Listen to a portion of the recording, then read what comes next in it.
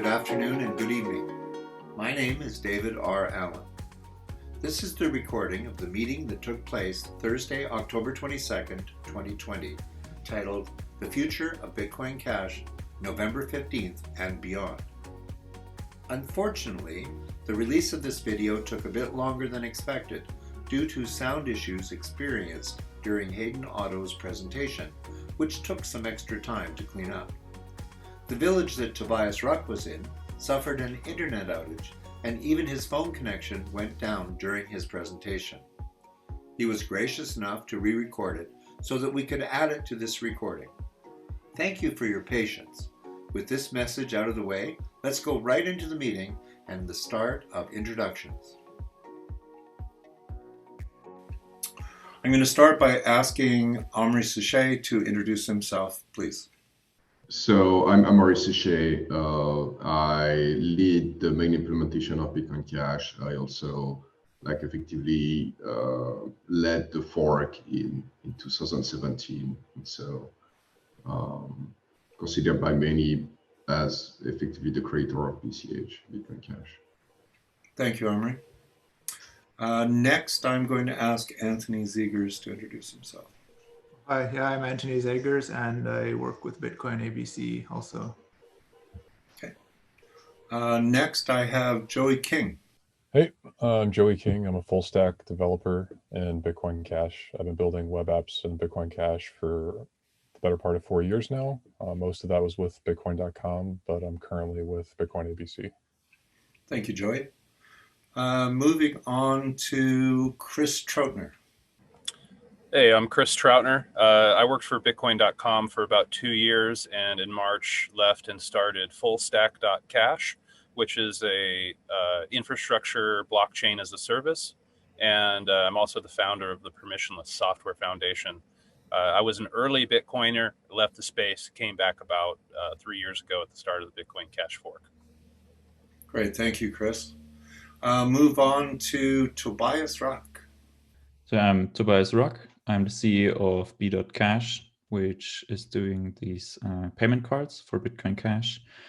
And I'm also spearheading some of the developments in scripts, like figuring out new things that can be done and research on that. Great, thank you. And I also proposed Mitra, which you can maybe talk about at some point. Okay, thank you, Tobias. Next, move on to Hayden Otto. Hey, I'm Hayden Otto, and I'm CEO at the BitcoinBCH.com company, and also organizer at the BitcoinCash City Conference here in Australia. Thank you, Hayden. Moving to my left again, Sean Ballard. Hey guys, my name is Sean Ballard. I got involved in Bitcoin in 2015 and got bit by the Bitcoin bug, left my public accounting gig to pursue it fully. So I guess you could consider myself a businessman, entrepreneur, and started pursuing it fully while in Raleigh. And I hosted a weekly meetup as well as a podcast while I was down there. And my main interest is getting businesses to adopt it, as well as individuals and families that are interested. Great. Thank you, Sean. Appreciate that. And finally, we have C. Edward Kelso. Greetings. I'm C. Edward Kelso. I'm editor-in-chief out at coinfugazi.com, formerly of CoinSpice, and did a stint at the news desk out at bitcoin.com, and before that, the Foundation for Economic Education. Covered the space, love peer-to-peer electronic cash, and I'm looking forward to its immediate future. Great. Thank you, C. Edward Kelso. I think we'll move right on to the agenda. The mission, where we go, Hayden's going to talk to us about the Fiat endgame, the challenge this presents to BCH. Amaury is going to give us an overview of the importance of store value and the medium of exchange properties to both be core properties of BitcoinCash. Then we're going to go right into the roadmap and how we get there with a discussion of infrastructure support during and after the November 15th upgrade. Chris Troutner will give us a brief presentation on the infrastructure at FullStack.cash. Then we'll move on to long-term infrastructure, and Joey King is going to give us an overview of longer-term developer infrastructure support plans. Then we will move on to discussion of the Global Network Council and the benefits of a funded chain with an introduction by Amaury. And then we'll move on to building soft-driven business models to grow Bitcoin Cash with a short presentation by Tobias Ruck. And the final thing on our agenda will be the long-term technical roadmap. Bitcoin ABC will continue building the long-term roadmap. So I'm going to ask, we start off with the mission, and Mr. Hayden Otto, could you give us your presentation, please? Cool, thank you. So obviously, everyone who's involved in Bitcoin Cash is here for a particular reason, and that might be making money, or I would say overwhelmingly, everyone here wants to make Bitcoin Cash peer-to-peer electronic cash for the entire globe. So obviously the technology itself can bring many benefits for the civilization. It's actually civilization changing, I would describe it as. And right now, more than ever, actually, the world needs Bitcoin Cash, because right now, the world economy, it relies on fiat currencies, and these currencies are susceptible to inflation. Obviously, they're government controlled and like issued by central banks and all this. And we really need to separate the money and state, because what they've done recently, I don't know if you've been looking at the M2 money stock chart. You can just Google M2 money stock and you can see the supply of US dollars that are currently in circulation, and it's just starting to go parabolic this year. They started printing all this money to try and prop up the economy when they forcefully shut everything down. And basically this year, as of like maybe more than a month ago, they had printed over 22% of all the US dollars that are ever existed this year. And that's quite a lot. That obviously means then that anyone who's got savings in US dollars in their bank account, the savings, their purchasing power is now 22% less than it was prior to the start of this year. So basically, through printing, they're also stealing from everybody, and this is not good. So it's only going to get worse from here, basically. This is just like kind of early phases. We've seen far worse examples of inflation in some other areas. For example, Venezuela or Zimbabwe. I'm sure everyone's probably seen some of the implications of inflation in those areas. And basically, it leads to mass starvation and death. That's the worst part of it all. And as the currency becomes worth less and worth less every day, people like if all your savings are in this asset, well, you're not going to be able to buy anything. And the worst it got in places like Zimbabwe, it was like doubling every day the cost of goods and services in their fiat currency.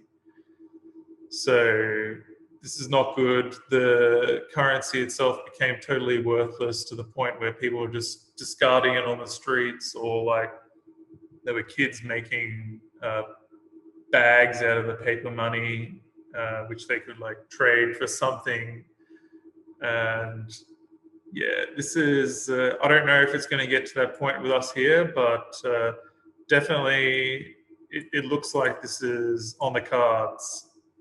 But it can be prevented, I would say, by Bitcoin Cash being in a position where it can take these influx of users from the debased US dollar and other currencies around the world, and we can facilitate all their transactions, and they can just move on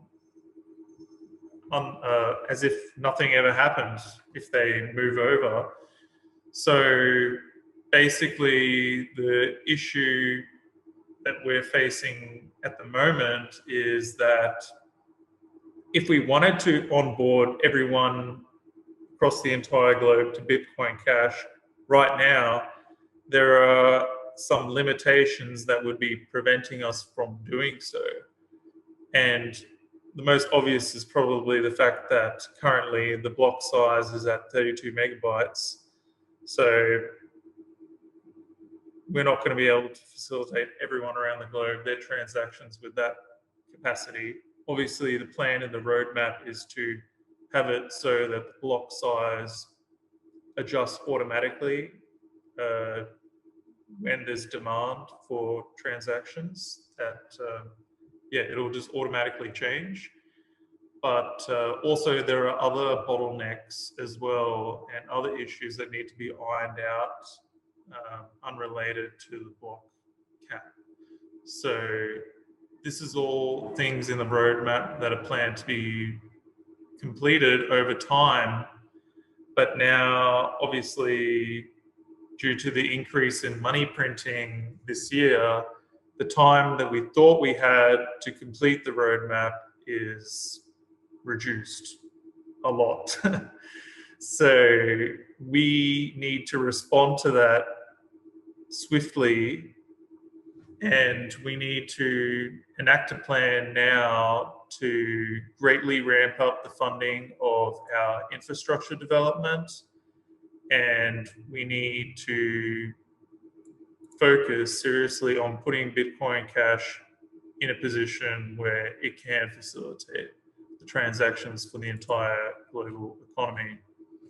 Now, obviously, we have the solution right in front of us for that as well. It's called the Infrastructure Funding Plan, or the new Coinbase rule, as I like to refer to it.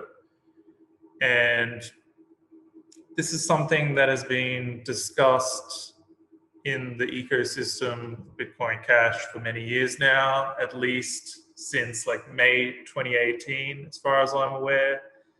And like major stakeholders and leaders and stuff were all involved in meetings discussing this. And so it's been over 2 years later, nothing has really happened on that front. Well, nothing has happened. And now we need to take decisive action and ensure that something does happen. Because we've also seen in recent times that there are other cryptocurrencies popping up, and they are well funded, and they're more exciting to the speculators that are the majority of the cryptocurrency ecosystem at this point for various reasons, like this DeFi. But we need to attract more top talent as well through this new funding method. And in doing all this kind of thing, it's actually already proven that it's a bullish sign for Bitcoin Cash. So at the start of the year, when the IFP was first announced, the price actually increased on Bitcoin Cash. It went from like 300 USD to over 500 USD. But then shortly after, we saw like anti-IFP movement form itself, and in combination with like coronavirus lockdown or whatever that forced the market down, the price went down, and we have not recovered from that yet, even though like nothing has really changed yet. We're still the best shot at electronic cash for the world that people have. But this uncertainty caused by the anti-IFP movement, it's basically resulted in billions of lost dollars in market cap. And without a doubt, many, many months of lost development time for various developers in the ecosystem. And this is not good. We can still recover from this because there are people who are focused on the big picture goals here and the mission. And so that should be like the top priority now. And it's good that, we're seeing everything come together now. And in November, basically, there will be the upgrade that is introducing this new Coinbase rule that is much needed to position BitcoinCash in time. We've also seen just in the last couple of days that like PayPal is adding support for BitcoinCash. So obviously BitcoinCash has now been exposed to all PayPal's users. It's going to be an easy way for them to onboard to this technology. If they're already doing online payments with PayPal, it's going to be making things really easy right there. But the other good things about the IFP, in my opinion, is that basically it enables technical independence for BitcoinCash. So right now we're heavily reliant on the Bitcoin Core development team on BTC. There's a lot of backporting and stuff going on from there. But with our own well-funded team, it's not going to be necessary any longer, and we will be independent from them. So we can just focus purely on the things set out in our roadmap because we'll have the resources to do that. It's not going to be a hobby project like many of the other nodes have been, but this is what is needed to attract also big businesses that want to use BitcoinCash. They need the confidence that this thing is going to be able to facilitate their needs. And I can already tell you that there are some big businesses that I'm aware of, like even in my own instance, like I don't want to go and build on something where the future is uncertain. I want to know that it's got what it takes to achieve the goals that are set out, which in this case is becoming peer-to-peer electronic cash for the world. And while the infrastructure, it's not as cool or as sexy as things like DeFi or smart contracts and stuff, or many of the people in the cryptocurrency space, it is vital for the success of the mission. And there are billions of people literally on this planet that are relying on us being successful in that mission. So that's basically it. I think people should focus their efforts on this mission because many people have been distracted. There are some people who are focused, but I would like to encourage those who have been distracted to refocus your efforts. Great. Thank you. I think that should be good, David. Thank you very much, Hayden. I appreciate your input into this. Is there anyone who would like to comment on Hayden's presentation? Questions for Hayden? All right. Hearing none. They all know the mission. They're all focused, these guys, that's for sure.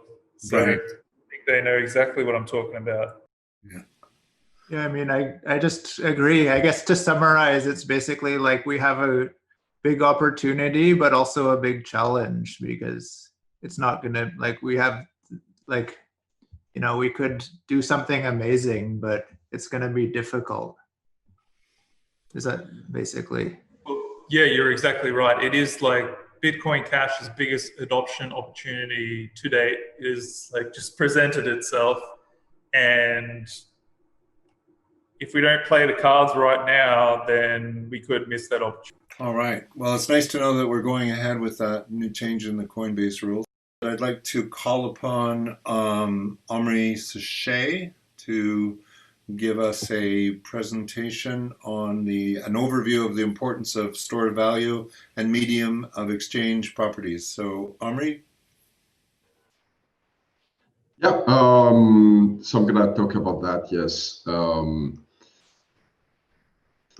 There is something that maybe a lot of people don't realize, but maybe more people in the crypto space realize, but we have this technology called cash for like a long time now that allow two people to transact directly from one person to another without involving a third party that oversee the transaction. And now a lot of our lives has moved online and is managed by software, and it's fantastic in many ways, right? I can order something in Amazon and it shows up on my door the next day. I can have all the information. Like if I have a question about anything, like even the most bizarre IDs, I can just look on Wikipedia or whatever, and I'm probably gonna find the answer there. There is a ton of goodies that come with that, but one of the step back that we took when we decided to put more and more of our life online is that we don't have a technology such as cash online. And that means that every time there is a transfer of value online, you have some third party, and usually several of them, that has to process the transaction for you. So for instance, if I go on Amazon and I'm buying something on Amazon, there is at least three parties that have the word to say in that transaction. There is my bank, there is the bank that Amazon uses, and there is some payment processor, which is going to be like Visa, MasterCard, or whatever, whatever technology is used there. And those three parties, if one of them decide that the transaction is a no-go and doesn't want to process it, then it doesn't go through.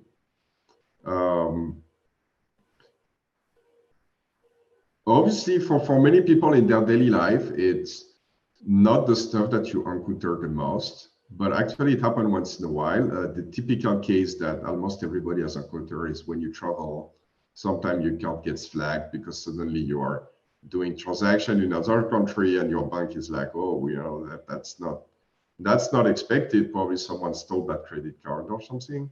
And then suddenly you find yourself at the other side of the planet and you have no money and you have to call the hotline that is open from 9 to 5.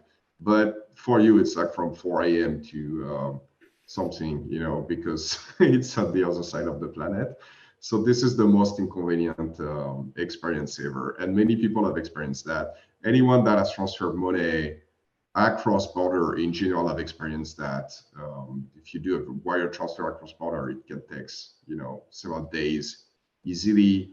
You have no idea what happens to the money in between. It's extremely stressful because if it needs to go through several banks, then it left the first bank, that for sure.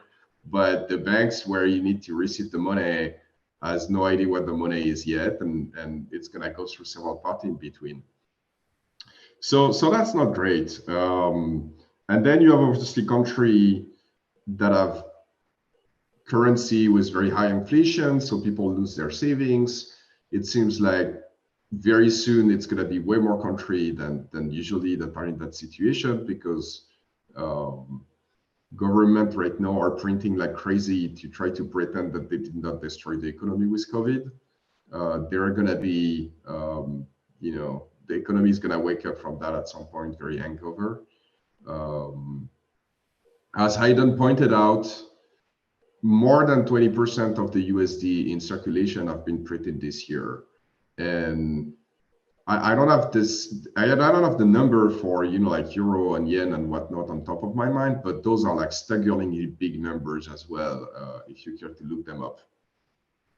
And so more than ever, we need, we need a new form of money that goes with the internet. That is maybe not even money as we understand money today. It's going to be something different.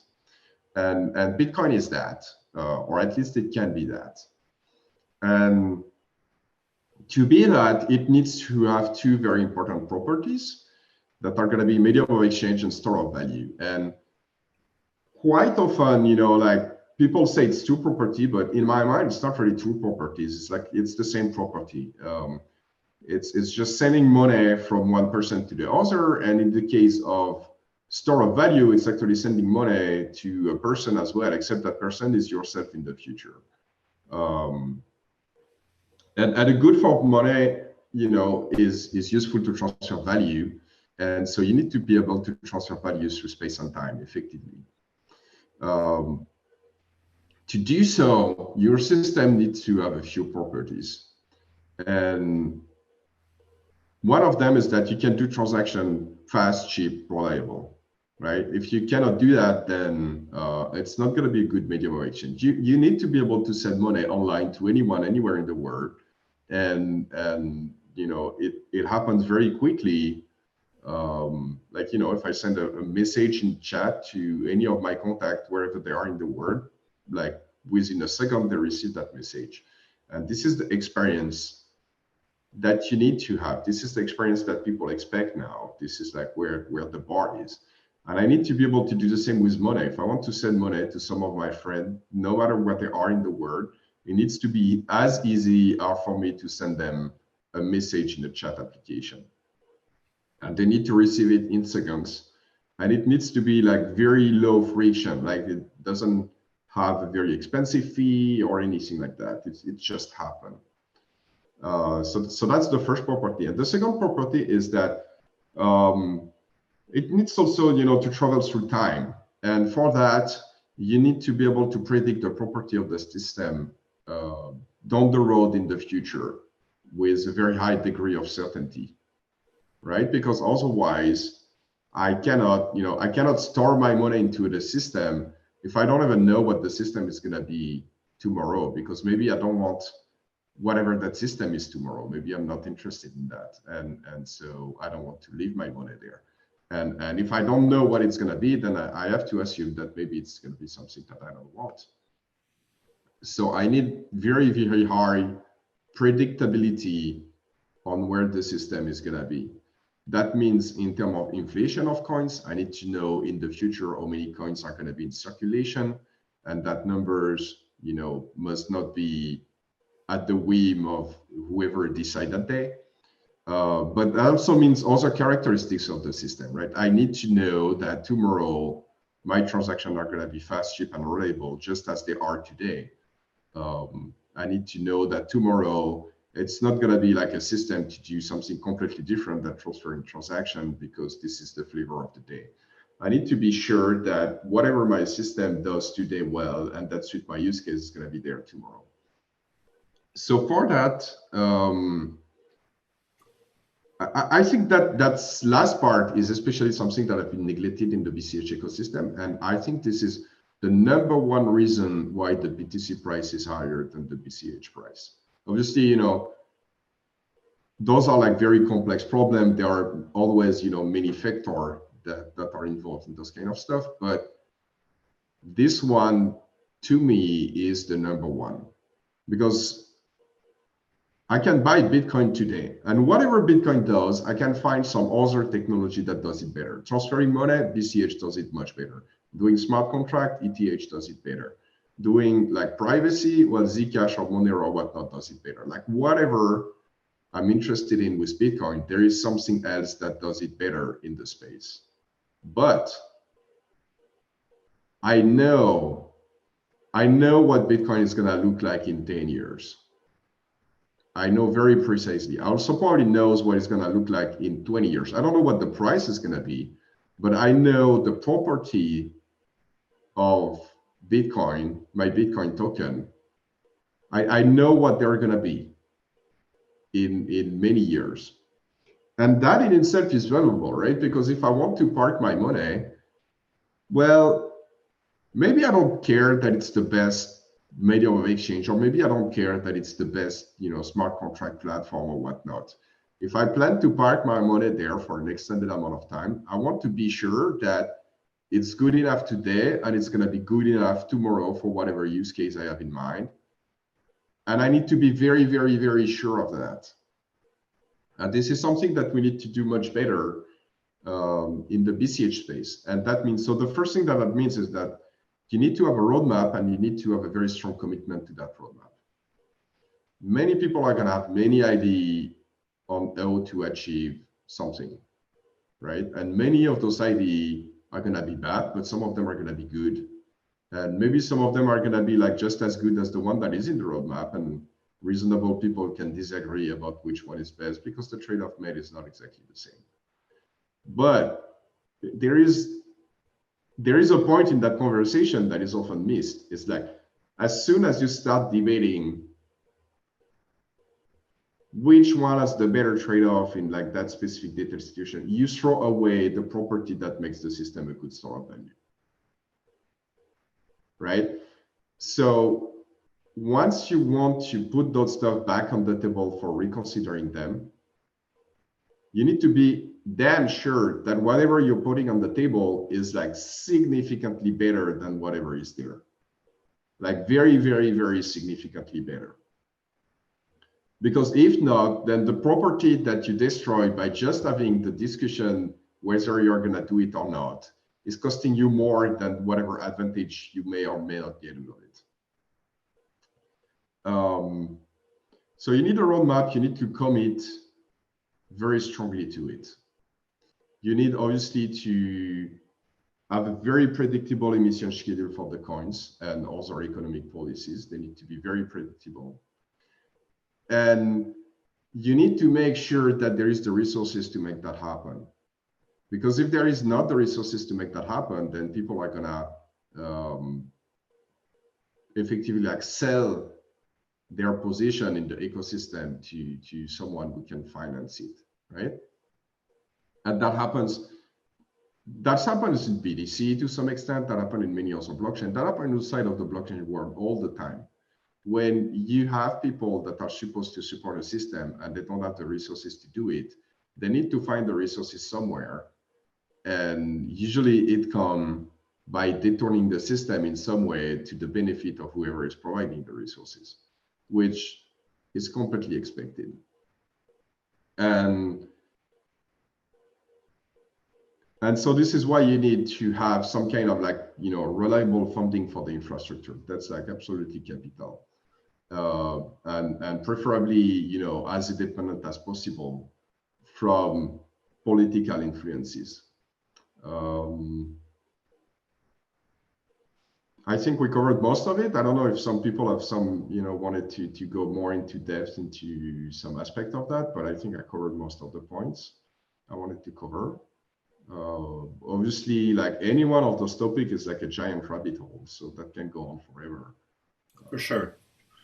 Thank you for that, Amaury. And I do want to give people on the panel an opportunity to ask any clarifying questions or to give any comments. So feel free. Just before we do that, I want to welcome Shama Chancellor, who has joined us from Memeville. So thank you, Shama, for coming along. So any questions or comments for Amaury from the panel? Yeah, this is C. Edward Kelso from Coin Fugazi. I appreciated both Hayden's and Amaury's presentations. I just keep thinking that PayPal, obviously we're just being Bitcoiners, we're sort of prone to hype and part of the hype cycle, and we get excited, and then there's the inevitable letdown when things don't pan out and people start to, I think, look at PayPal and what that means a little bit more soberly. But I think it's a good thing at first because it causes more noobs, I guess, to pay closer attention to cryptocurrencies. But I also think it's emblematic of where BitcoinCash is right now. That this project should have stepped in. Like this project is, I think that it's not where it needs to be for a variety of reasons, due to lack of infrastructure funding.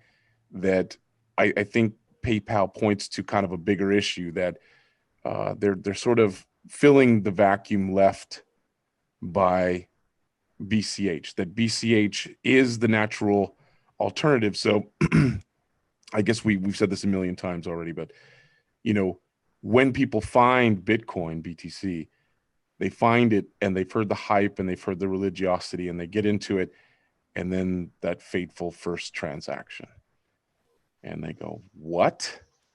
$5 to move to move 20? Like, this is a ridiculous waste of time, and we lose that person. And I fear that the PayPaling of this, although, again, it's good for all the reasons we've read, and I certainly celebrate their acknowledgement or bending the knee or kissing the ring or whatever. I'm wondering if guys like Amaury, who've been the standard bearer for BCH, and guys like Hayden, who's literally worked his butt off in Australia to convert an entire town to BCH. If you're smarting, so if on the one hand you're like, hooray, the giants, kind of coming over to us a little bit, but on the other hand, if you're kind of thinking like, man, this is a missed opportunity, we should have taken this. Well, I can speak to that. Yeah. So first, it's awesome news, right? All in all, it's awesome news. PayPal has more than 300 billion users. I don't have the exact number on top of my mind, but it's like 300 million. Yeah, it's more than 300 billion. So that's a huge amount of people. We have the opportunity to expose them to crypto somewhat. Now we got to realize that what PayPal is doing is not crypto like we are doing it. People are not in control of their private key. PayPal is, and effectively they can buy cryptocurrencies through PayPal and spending through PayPal. They are not, they're not being their own bank, like the saying goes. However, I don't think that's a huge issue, because many people just don't want to be their own bank, right? We need to come to terms with that. We want to be our own banks because we are people who are savvy in economics and in various stuff like that, and we like to be independent and all of that. Many people would rather not think about those kind of stuff too much and have someone handle it for them, and this is what banks are doing, right? So even if you imagine a world that is like 100% crypto and banks are a completely optional feature of the system, you should still expect a large amount of people to choose to use banking services. Obviously, in a world where this is completely optional, those services are probably going to be different from the one we have right now, right? Because they actually need to like, if it's optional, they actually need to provide value to you for you to use their services. And so in that sense, it's not crypto adoption like many crypto people want it to be, but I think it's very good. If only a portion of those people are converted to like true crypto with quote marks, this is already a huge success. And even for those other people, like suddenly it's a huge message that what we're doing is legitimate and embraced by big actors. So all in all, I think a lot of purists are gonna say, well, no, that's not for me. That's for the noobs, or even that's a scam. Some people are gonna say, I'm sure, but the product that fits what average Joe wants is not gonna be the same product as power users want, right? And if you want to go super massive, you need to go there. And you know what? It's also a first step for PayPal, depending on how successful that is. They're gonna look at the data and they're gonna look at in what direction move that stuff. If that becomes hugely popular, then they're probably gonna expand the set of features that they propose on that front. If it's not that huge, then they're probably gonna let it where it is. And Now, what does it say for BCH? Those companies, they have some expectations in terms of the platform that they build on. They cannot be building on the platform where, like effectively like 3 bozos are running a revolution every 6 months. It's just not it's just not worth it. So consider that when you are a big company like PayPal, and you adopt a platform or you launch a product or whatnot, you need to have a team that is dedicated to support that within the company. You cannot have just one person, right? Because PayPal is running 24/7, right? And something can go wrong at any time. In fact, hackers and stuff like that, they specifically attack, like during Christmas Eve or during the New Year or during the Super Bowl or during this kind of event, right? Because less people are looking at various infrastructure, and usually the response time is longer. And so people that are in InfoSec are very, very familiar with that. Like hackers, they attack when it's the least convenient. And so you need to have people doing supports 24/7, right? So that means that you need to have a whole team that is dedicated to that. That's going to be like, maybe like 5 engineers and a project manager or something like that. That's like the smallest unit at which a company like PayPal is going to work on a product. Now, multiply that by the kind of salary that a company like PayPal is paying to engineers and stuff like that, plus various overhead on top of it, you very quickly end up with a multi-million-dollar a year project, right? PayPal is probably gonna spend at least $2 million a year on this, like very, very, very, like, I think that's greatly underestimated. I think this is way more than that. But I was gonna say, yeah, it's like almost impossible for them, given those constraints, to do it for less than $2 million a year. And so you got to realize that, right? Like they're gonna look at it, but they are gonna look at us effectively and wonder, like, do those guys have their shit together for us to be worth paying $2 million a year to be in their ecosystem?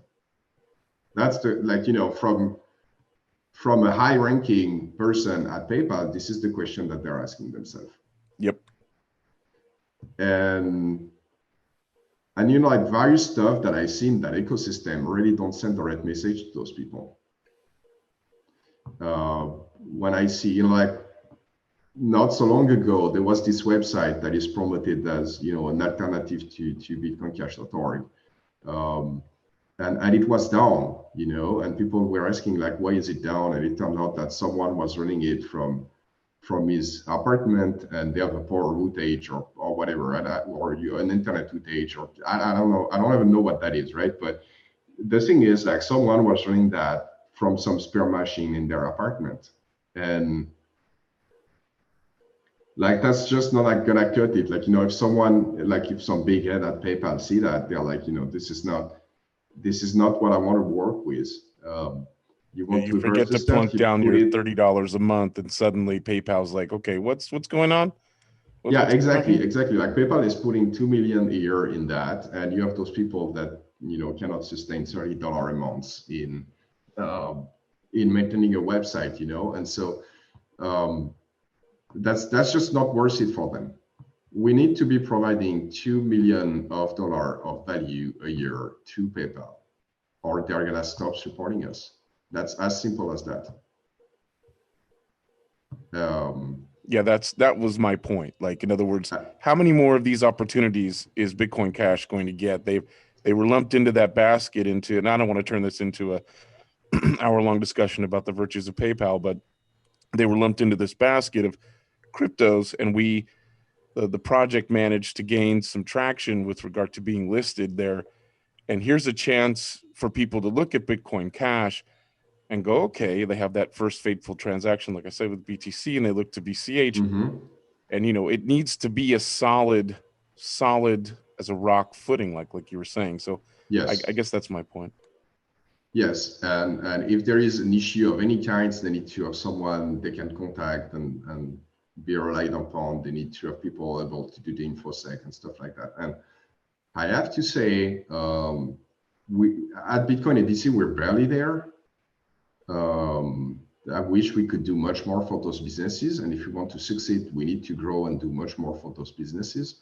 When I see everything else in the space, it's like even worse, if I'm being honest, right? velocity in terms of development is not there. The capacity in terms of support is not there either. So it's time right now. It's time to figure out when we can get the resources to hire a world-class professional team. Because right now we have our golden ticket. It's PayPal, but it's not just PayPal, right? Like PayPal is a symptom more than the cause. It's like there is this huge economic event that happened, and everybody is looking. And big company like PayPal are like, you know what? Maybe it's worth jumping there because considering the economic event that happens, it may become big, right? So everybody is looking right now. And when everybody is looking, you do good, you become huge. You do bad, then you spend the next 10 years trying to overturn that impression that you made, right? Like you get only one chance to make a first impression. And this is the chance right now that we have. We need to make our first impression right now.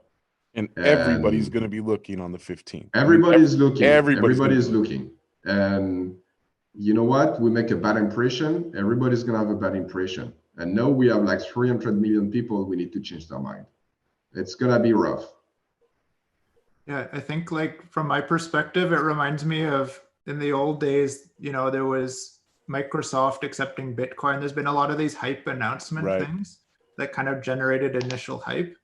But like you really need to follow through. Like, so that's where like it's exciting that, oh, PayPal made this announcement, but the important part is the follow through for the next months and months and years. Exactly. And to be, figuring out like, okay, what can we do to capitalize on this and, build however this up. Yeah, we had that event before. There was no BCH at the time, right? But there was a time where everybody started accepting Bitcoin. It was like Overstock and Dell and Steam and like whoever, Microsoft, like a bunch of very big names started taking Bitcoin as a payment system. And at the time there was only Bitcoin. There was no like a ton of, well, there was a ton of altcoins in the space, but Bitcoin was effectively 95% of the whole market capitalization. Nobody was using those altcoins. It was Bitcoin, right? And the whole started accepting it, and what was bound to happen happened, right? Like we run into the 1 megabyte cap because so many people were exposed to Bitcoin suddenly. Yeah. And what happened next is that this problem was not tackled properly, and all those businesses started shutting down one by one. Because what? Because we started fighting within the Bitcoin ecosystem, right? Like there were people, they wanted to do Lightning Network and whatever, and they wanted bigger blocks and whatnot. And there was a huge amount of fighting. This huge amount of fighting just, delayed everything. And by the time it was delayed, it was too late. And Bitcoin missed the first impression. Now, nobody's talking about Bitcoin for payments anymore, right? Like this is dead.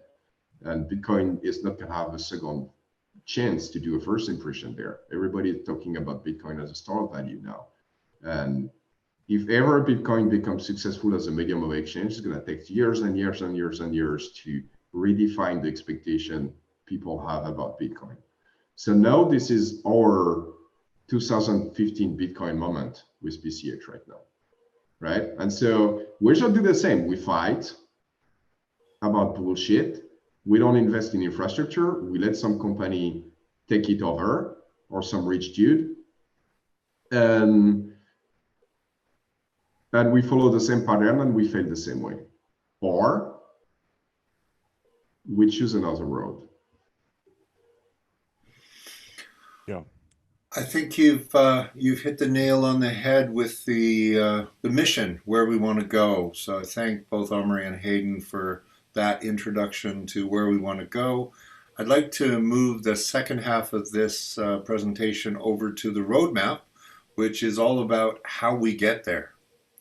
And the next item we've got on our agenda is a discussion of infrastructure during and after the November 15th upgrade.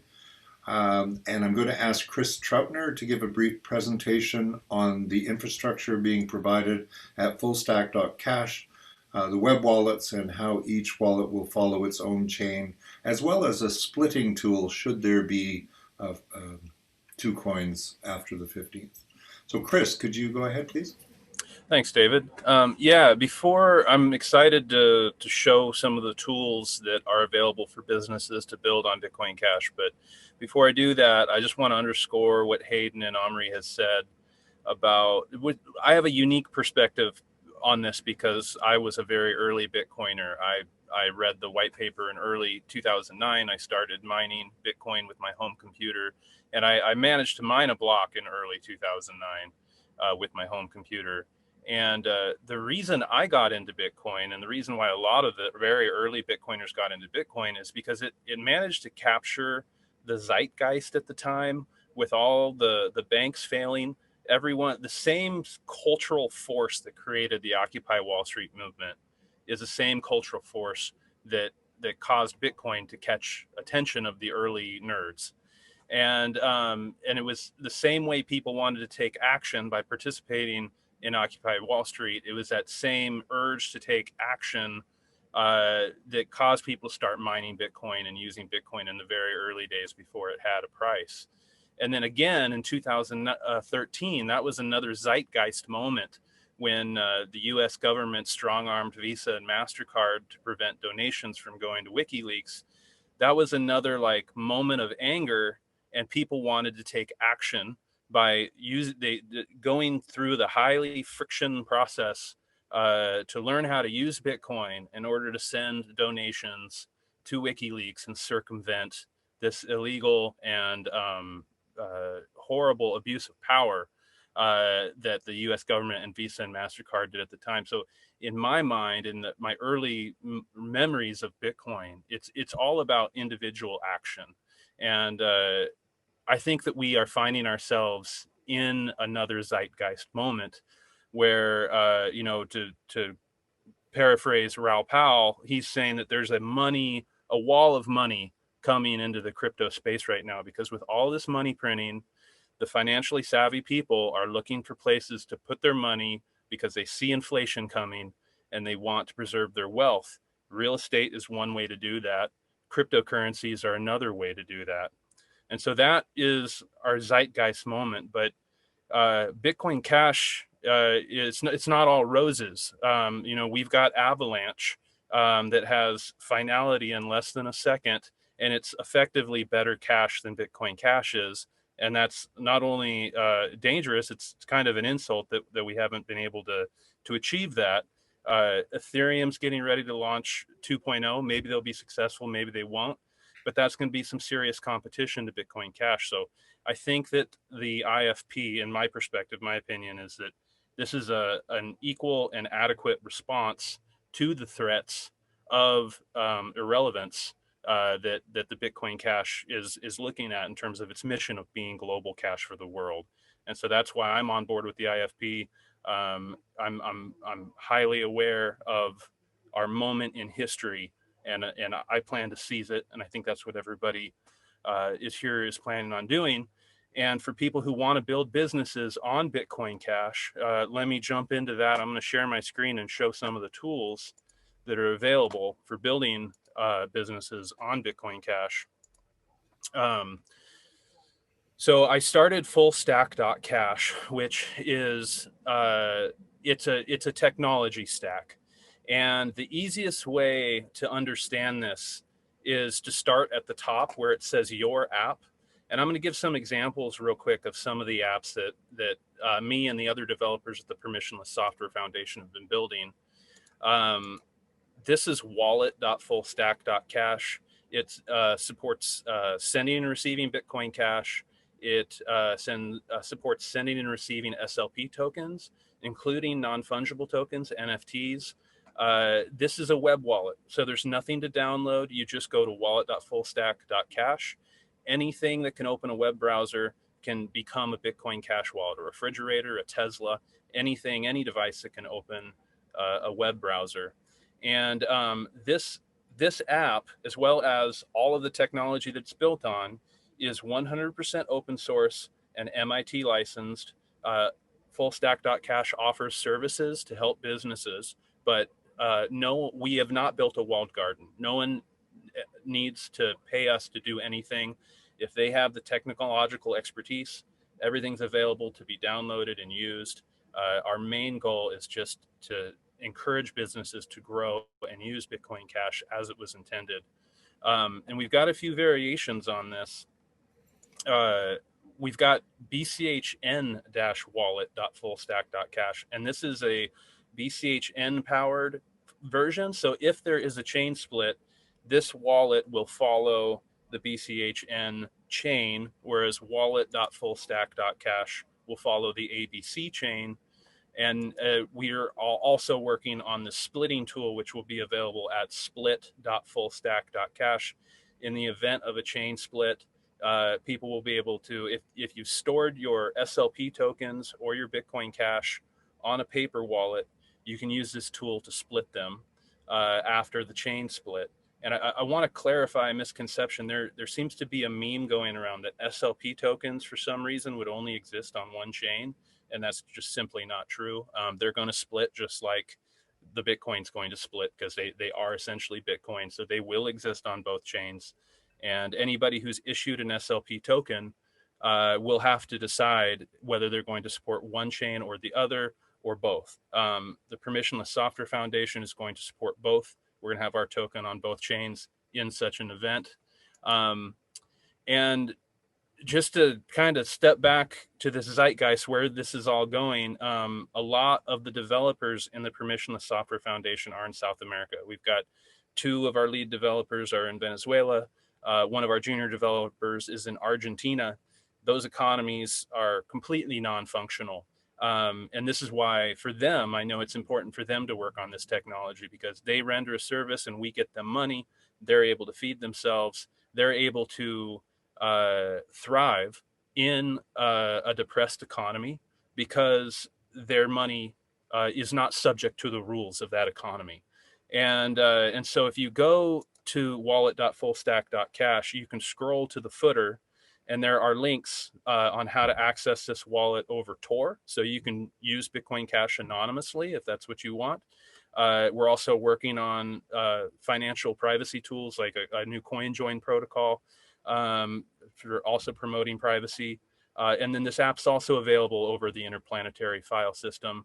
I just released a video on YouTube discussing some of the lessons learned by trying to circumvent the Chinese firewall and get access to a woman in China with this wallet. We didn't succeed, but we did learn how to improve our circumvention technology. And lastly, one of the things I wanted to show is message.fullstack.cash. This is going to be it's another fork of the web wallet, and it's going to allow end-to-end private communication, end-to-end encrypted private messaging. It's going to look and feel very similar to web email. And then in the Permissionless Software Foundation, we're doing this community feed. It's still very rough, but it's built on top of the memo.cash protocol, which is like Twitter, but it's on the blockchain, so it can't be censored. You can't be deplatformed. And so we've taken this protocol and we've built on top of it. And this is going to be our own community feed that, again, like you can't censor the content on the blockchain, but when you display it, you can pick and choose how you're going to display that. And so we're using this as an internal communication tool. And I think a lot of businesses and organizations can benefit from this model. So to go back to FullStack.cash, the idea is based on this cash stack. So everything I just showed are examples of that top app.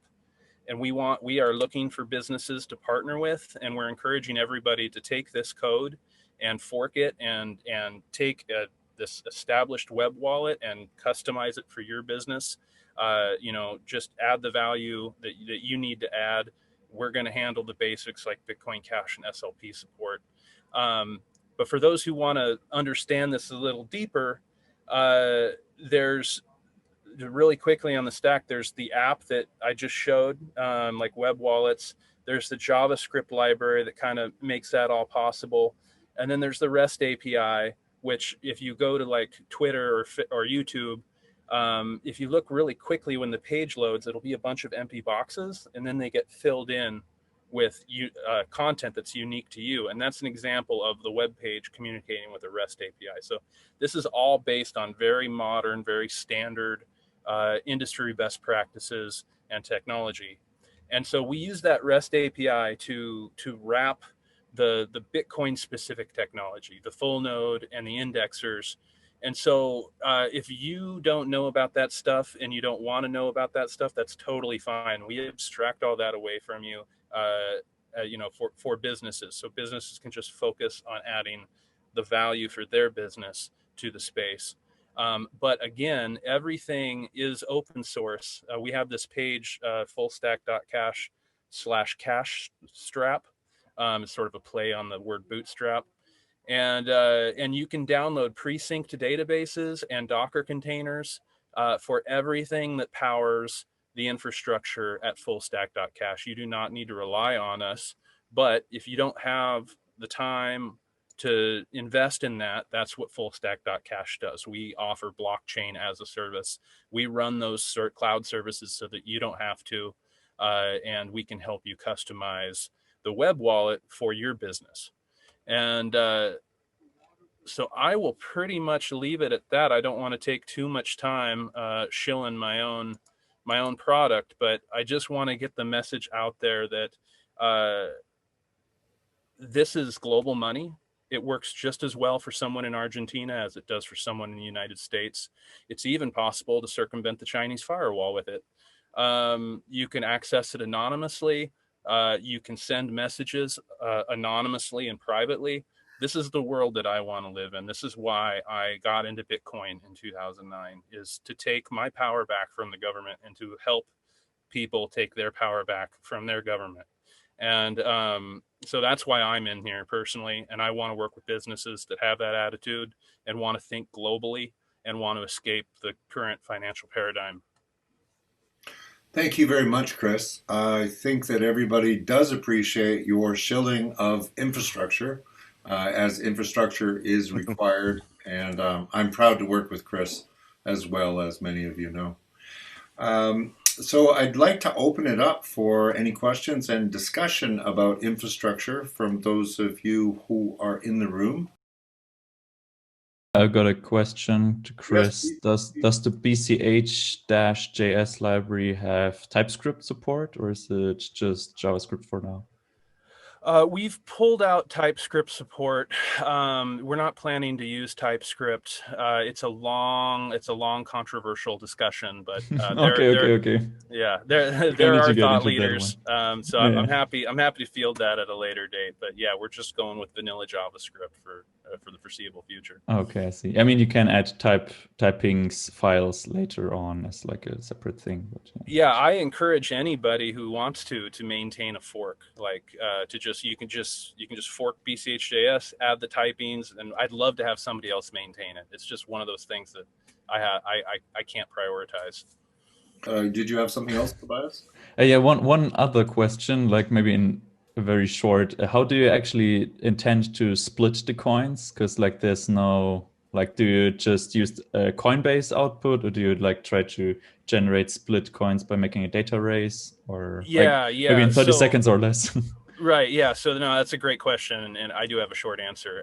So to get that initial split coin is we're going to set up a race condition, and we're going to risk a tiny amount of Bitcoin Cash until we get the race condition to happen. And that's how we'll get that initial piece of dust. And then once we have that, we can split additional coins. And so for the people using split.fullstack.cash, essentially what you'll do is you'll enter a private key or scan a QR code for like a paper wallet, and you'll put in an address on each chain, and then that app will request a piece of pre-split dust. And that's how it will split the coins, and then it'll send the split coins to each address. Mm-hmm. So you basically generate some split coins, and then the wallet will pick those up and use them. Okay. Yeah. So I'm essentially going to create a faucet that will create dust, split dust. Bitcoin ABC might have some split dust that you could use. You could just might save you some time. Sure. Yeah. I'm. It's not going to be hard to generate. I mean, it is going to be hard to generate, but I've thought about this already. I've got a game plan ready to execute. Mm. So. Yeah, one idea I had is to like make like hundreds of different transactions and send them out to all the different nodes like individually, and maybe make them hard to validate. I mean, maybe it's not too nice to do that, but I think this might make it pretty reliable. Just ask ABC for some. They'll have a Coinbase. Oh, you have, but it'll take like 100 blocks. So like one day. So I need to sleep one day to split my coins. I'm actually curious now that Shama's here. Like, I guess you're not in the agenda, but since we're talking about sort of infrastructure type stuff, like I know a while ago you were talking about cash web. I was just wondering if, like, what you've been doing with that lately. Yeah, so what it is. I'm syncing up some Electrum nodes as well. I'm investigating, looking at adding SLPDB and a few things in there. I just don't think that we have enough reliable services that stay up all the time. So I'm trying to set up all of that so that it'll be available prior to and after the 15th. And then I'm also looking at some options for different wallet software that might be easier to use on mobile. So I have something in the works there. Does that answer your question? Yeah, I guess so. Yeah, that's sort of more like November 15th specific. Oh, infrastructure in general? Yeah, so just curious in general. Yeah, so I want to provide a whole bunch of different libraries for developers, but the main thing is we have to prioritize, especially with the amount of funding that we have. So I'm primarily working on Stamp. The other thing that we're working on right now is a mobile wallet that just opens up right to a QR code scanner very quickly for people. Just like can immediately scan a QR code and pay. Nothing fancy there. So those are the first two kind of pieces of open source infrastructure that we're working on. But I do want to add to that some various services. So one of the big things that I'm interested in is actually using micropayments on BitcoinCash, which is why I need so much scalability on chain to be able to do integrated payments right in terms of API requests. So oftentimes right now, you go to a service like Cloudflare or DocuSign or whatever, you put in your credit card, they bill it, you get an API token, you go and you save that out into your app. And then you're kind of stuck in their walled garden. They have a custom interface for doing their billing and getting that JWT token that allows you to access their API or whatever kind of bearer token they issue. And so part of the Cash Web system is for a lot of these different distributed services, providing a common way to get an API token, right, with BitcoinCash. So you get like a BIP70 invoice that your software can immediately pay. And then that token can be used to make API requests. So you can imagine basically a Dropbox that's just an API on the internet and no front end, for example, or a mail server like Proton Mail where there's no front end. You're just like using an API to request an email account right on the fly, and you're using BitcoinCash to pay for that all. So there's some services and libraries that need to be written for developers that'll integrate with standard processes that people use to make that really easy for them. So basically a BIP70 server, some libraries for various languages, and there's the wallets in the Bitcoin ABC software already. But a business doesn't necessarily need to run a full node in order to have a wallet service running on their network where other different backend services they run can request the payment of an invoice. And this would allow a lot of different machine-to-machine use cases. Like imagine you want to do image recognition, for example, you can just pay right there per request for like getting an image tagged. through some third-party API.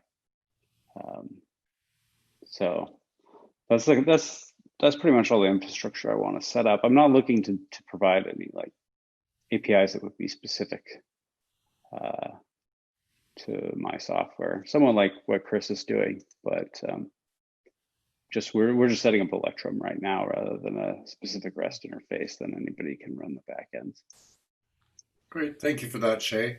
Appreciate that. I think that segues nicely into long-term infrastructure, and I know that Joey King is going to give us an overview of the longer-term developer infrastructure support plans.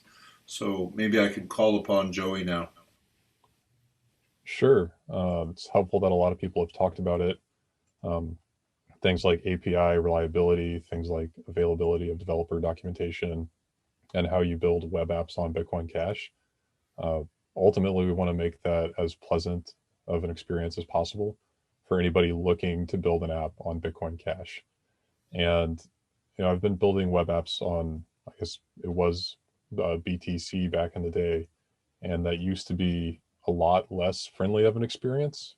For example, if you look at some Bitcoin.com products like Notary.Bitcoin.com or Charts.Bitcoin.com, those were built out by teams of developers and took months because each of them needed a somewhat customized backend that had to talk to the full node and process some of the info in a certain way for the full node, then come back. And then, of course, in 2017, we had a great bull market for price, but that also led to a nice, at least short-term bull market in infrastructure and developer tools. So on BitcoinCash specifically, 2018, 2019, we had Bitbox come out, we had rest.bitcoin.com come out, we had the Badger wallet and the browser extension come out. And all of those improved the ability of any developer just kind of looking to make something quickly tremendously. So for example, from my experience, like Notary and Charts took teams of developers months, but gifts.bitcoin.com, I was able to build that in a few weeks. And that's just because the infrastructure had improved that much. Unfortunately, though, if you look at where we're at now, most of those products are either abandoned or falling behind the competition. So, for example, Badger specifically, like there hasn't been a git commit in that repo since April, whereas MetaMask had a git commit like 20 minutes ago. It's probably had some during this call. The development and ecosystem support on the competitors of BitcoinCash, honestly, it's a bit embarrassing when it's not humbling sometimes. Like sometimes it's really difficult to believe, like, wow, like we're this top 5 cryptocurrency. There's billions of dollars at stake here. And it's really difficult just to spin up something to keep a website going for days at a time. And this is a problem that the whole community shares, right? Like Bitcoin.com shares this problem. One-off developers share this problem. Hackathon participants share this problem. But to go back to kind of what Hayden said in his talk, like, oh, well, Ethereum and the DeFi and the infrastructure is not sexy. Well, like the reason Ethereum is in a lot of respects leading this little mini bull run we have right now, maybe it is DeFi, but DeFi only exists because of the years that they've spent consistently building out their infrastructure. If you look at their Git repos, if you look at MetaMask, for example, which, Badger itself is a fork of MetaMask because MetaMask had already put a lot of work and a lot of good effort into that infrastructure. You'll see so many Git pulls or so many pull requests, so much documentation, but it's also just a very consistent approach. So if you look at BitcoinCash, right, like we had this explosion of Bitbox and rest.bitcoin.com, and now we have SLPDB, and then we had Badger. But what happened to it, right? Like everybody got really excited. It was a big step change, and then it's just abandoned for a year while Ethereum just keeps like plodding along and getting better and getting more professional. And then people start talking about DeFi and they don't realize everything that's behind that. So what do we want to do about it for Bitcoin Cash, and how can we improve that? Number one, it's really a philosophical change. We have to move completely away from BCH's historical approach here, which is to get this nice marketable thing and then say, yeah, we've got it now, and then abandon it and then kind of walk away and do something else. So we really need continuity. We need same team members that keep working on stuff and understand stuff and document stuff and are able to hand stuff off. A lot of that's going to be part of the open source community. A lot of that's just going to be the ability to plan and the ability to budget for some things like this. So for example, rest.bitcoin.com used to have that, and then the team were let go. Mint.bitcoin.com used to have that, and then the team were let go. So that's the main problem we're trying to solve here. Any other specifics I've got? Yeah, I guess the summary is really just consistency. Like instead of just getting this one shiny thing out there and then forgetting about it and going on to the next shiny thing, it's continuing to iteratively improve what we have in a way that it's reliable and predictable. Because once BCH has that in a way that BTC kind of does and Ethereum kind of does, and nation states and banks sure as hell do, then we'll actually be able to leverage our technical advantages against those competitors. Great. Thank you, Joey. That's really clear. Any questions for Joey? No, but I wanted to give some numbers to put that into perspective. So I looked just for that month, the number of commits, excluding merges, because, well, obviously, that's going on MetaMask. Just extension is 140 something, right? To put that into perspective, the numbers of divs that have been merged into the ABC repository this month is about 350. So just the browser extension MetaMask has half the development activity that ABC does, right? And it's just a browser extension. They have a bunch of other stuff. And if we compare it to other BCH projects, so I looked into BCHN recently for that. So I have the number off the top of my mind, but so far this month, they have 24 commits. And so, yeah, like 24, 140. So it's literally like a six time more. MetaMask has 6 times the development, just the browser extension, not MetaMask as a whole ecosystem, but just the browser extension has like 6 times the development activity that BCHN has, and only like half the activity that ABC has. But ABC is like it's a full node software. It's way more complicated than the browser extension, and so like those numbers, they just like they tell a real story here. The work is not as happening as much as it should in the infrastructure in BCH, and we are fooling ourselves, like when we have like this new shiny project and we promote it like crazy. I mean, we need to be pulling that stuff along for years. That's how it works, and the activity is just not there. Like there is a lot of what I call announcement-oriented programming, right? People make big announcements, and then there's no maintenance that happen. There's nothing, right? So we need to keep those numbers in mind. I can look quickly what it is for Bitcoin Core. It's about 100, as far as I can tell. Yeah, it's about 100 commits merged into Bitcoin Core since the beginning of the month. So, yeah, about the same as MetaMask. Exactly, yes. Thanks for that, Amaury.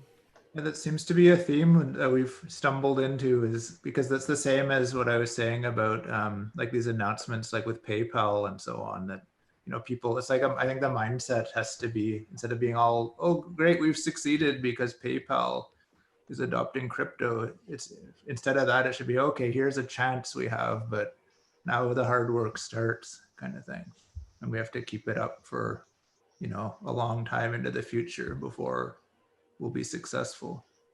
Yeah, we got to understand that effectively PayPal is betting several $1 million a year on us. And we need to transform that. It's not the end of the story, it's the beginning. It's like an opportunity that is given to us.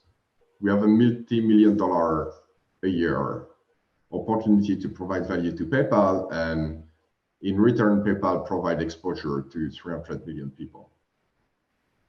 Yeah.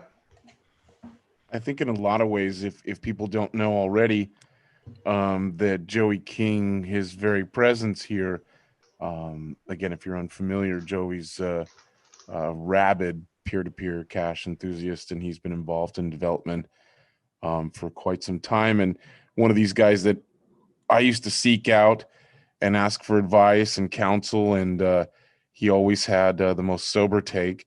And I always appreciated his insights into things. And I want to say I'm surprised to see him here, but I'm really not at all. But I'll kind of start off that way. How is your presence here, Joey, a factor of the new Coinbase reward idea? Like, what did that tell you? So in other words, a lot of times we'll hear Amaury, he's been saying for years now, hey, we're losing talent. You know, we're losing really good people. And there's the old Bastiat idea of the seen and the unseen. So there's a lot of times we can see people leaving, you know, Bitcoin Cash and going on to other projects.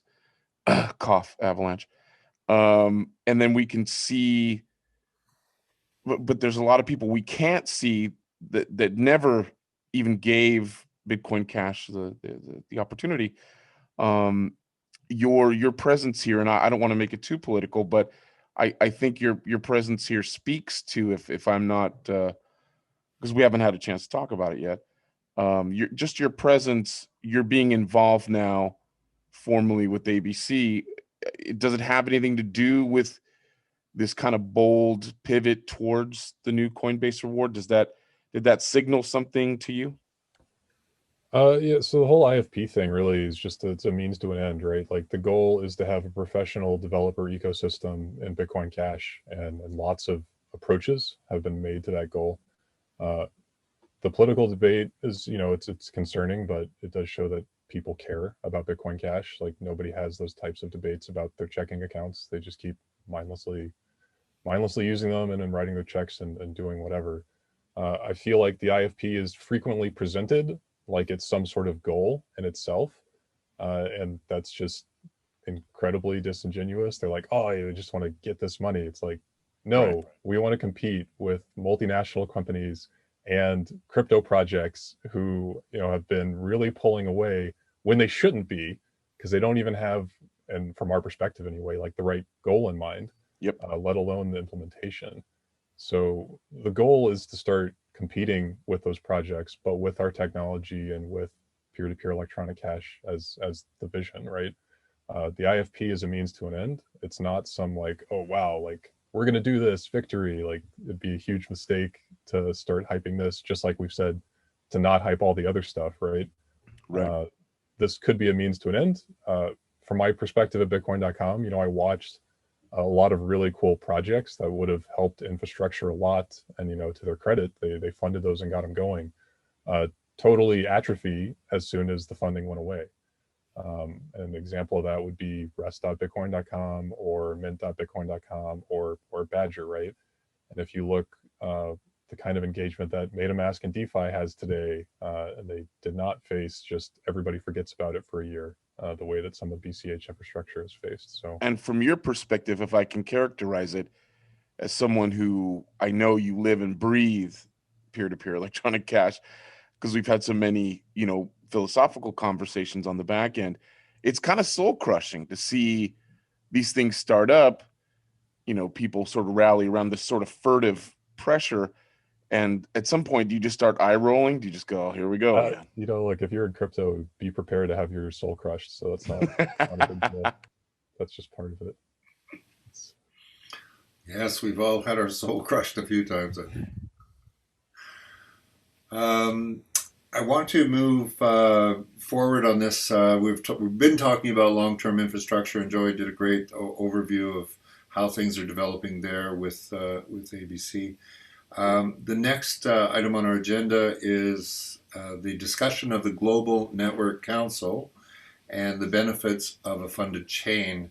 And so I'm going to ask Amaury to introduce this and go from there. I just kind of wanted to interject one thing about, sort of this infrastructure funding. There's a lot of thought right now that people sort of volunteer their time to do different projects. And that's true, but when it's a volunteer project, there's not a lot of incentive for people to work together towards a common goal. So you see this right now is that Neil, who used to work on ElectroMex, he abandoned the project because he was, it's just a volunteer project. But now there's like 3 or 4 variants of various Electrum servers in BitcoinCash. They all have some different problems with them. There's no consistent REST API backend. There's like rest.bitcoin.com, and then there's the one that is being provided by FullStack.cash, which is slightly different. So that doesn't work with the same libraries. And then those libraries can't be retargeted, right? Unless the backend's open source and people can just easily run it. As well as maintaining the repositories. If somebody's volunteering, they don't have a lot of time to mentor people that want to do patches. So there hasn't really been as much open source activity on BitcoinCash as there could be. With MetaMask, there's probably a significant amount of those commits that are contributed by third-party developers who just want to come in and quickly do a bug fix or a feature that they need, or they need fixed. But there's people sitting there getting paid to maintain all the different tests across multiple browsers and do all the basic infrastructure. And they're paid real salaries. Nobody's going to volunteer to like set up Team City and like maintain that. Like people just don't want to do that. When you're maintaining a full node or any type of software, there's all these different platforms. If you're going to do it professionally, that you need to run tests across. There's whole testing matrices that you need to make sure that everything that your software works on all this stuff. And that's just not going to happen if you're a volunteer organization. People are going to test it on whatever their machine is and be done with it. They're not going to be doing all this like cross compiling and checking it across all the different variants of Linux. And so I'm really excited to have a sustainable funding system for this kind of stuff, where it benefits everyone in the ecosystem to have somebody maintaining, a CI infrastructure, but nobody really wants to do it because it's not directly profitable. Let's move on to discussion of the Global Network Council, which I think is a really important part of what's going to happen with the Coinbase rewards. So, Amaury, could you give us an overview of how things are going with that development? Yes. Well, so basically the idea is to give people who probably have a stake in the ecosystem a voice, to set the direction, like the board of a company or something like that, right? And thankfully in Bitcoin, we actually have a way to do that cryptographically, right? You can sign a message that proves that you hold a certain amount of coin. And so we want to have this council, and the first one is going to take place in January, where the people who can prove that they hold the most coins and the people that can prove that they mine the most coin will both have, a certain amount of slots that are dedicated. And then when everybody comes there and we make decisions about, the future of the whole ecosystem, it's a way to, set direction on how the money is spent, the money that's going to get gathered, to fund various ecosystem projects. It's a way, very important, it's a way to know what big people in the ecosystem value, because, you can always speculate, but you never know. But most importantly, because of the way it's structured, it allows people down the road to build all kind of scheme that they want, right? So if you're a small holder, you may be concerned that, maybe you won't have a voice on that thing because it's only, the end top holder that are going to have a seat. But the goal is to have high noise to signal ratio, right? So you cannot have like 1,000 people in a room discussing something and assume that you're going to come to a conclusion in any reasonable amount of time. But what you can do is pool with other people that have ideas similar to yours, right? And pool your signature together and send a delegate that represents your group, right? And if if yourself, maybe you're not a huge holder, but together with some people that that share your view are big holders, like together you can be a big holder and send a delegate. So the idea is that like they're going to be effectively a representative of an amount of stake or a representative of an amount of hash that are going to be there, and then people can organize themselves however they want. Like they can pool stuff together or decide not to pool if they are very big holder. They can if they pull together, they can decide whatever mechanism to decide what is going to be the position of the representative, right? It's not about us to decide. It's I think people are going to make a ton of experiments and decide whatever they want. But what we want to make sure is that at that council there are people who have provable skin in the game effectively, right? So we don't want like some kind of screaming matches where everybody has an opinion, but you don't even know. Like half of those people, maybe they are a dog, because on the internet nobody knows you're a dog, and they own 0 BCH. Maybe they haven't, they may even are shorting BCH right now, right? And they're saying something that's gonna steer shit voluntarily so that their short is gonna be valuable, right? So you want people who have probably a high stake. And then my assumption is that like the first iteration of that council is gonna be a lot about nailing the details of the council, right? Because we want effectively like those people who have a big stake in BCH, it's their thing. It's for them to decide. It's not for us, right? And so the first iteration of that council is gonna be a lot about how they decide what are the specific rules of this and that and the other, right? Because we don't want to come here and impose all the rules. What matters to us is that the people that do so have a large amount of skin in the game. That's what important to us. Yeah, I think like maybe if people have some questions, but that's the very general idea, like the 100 mile overview. But obviously, I assume people are gonna have a lot of questions. We do have a Q&A function if anybody in the audience and there's specific... Okay, so yeah, so I'm gonna look at the question. There are a few questions about the GNC, so I can tell them. Will the coin age be taken into consideration or time log for younger coins? Yeah, so there are gonna be an age limit on the coins. We're gonna publish like all the details fairly soon. But we're gonna put the age limit on the coin because you don't want someone to like gather a huge stake, come to the council, make a bunch of crazy decisions and liquidate everything, right? So there are gonna be an age limit, but not coin age per se. It's just gonna be an age limit. Time lock, well, the problem with time lock is that time locks are within pay to script hash, and we don't want people to reveal too much about their script. But maybe that's going to be something that can be discussed at the first iteration of the GNC.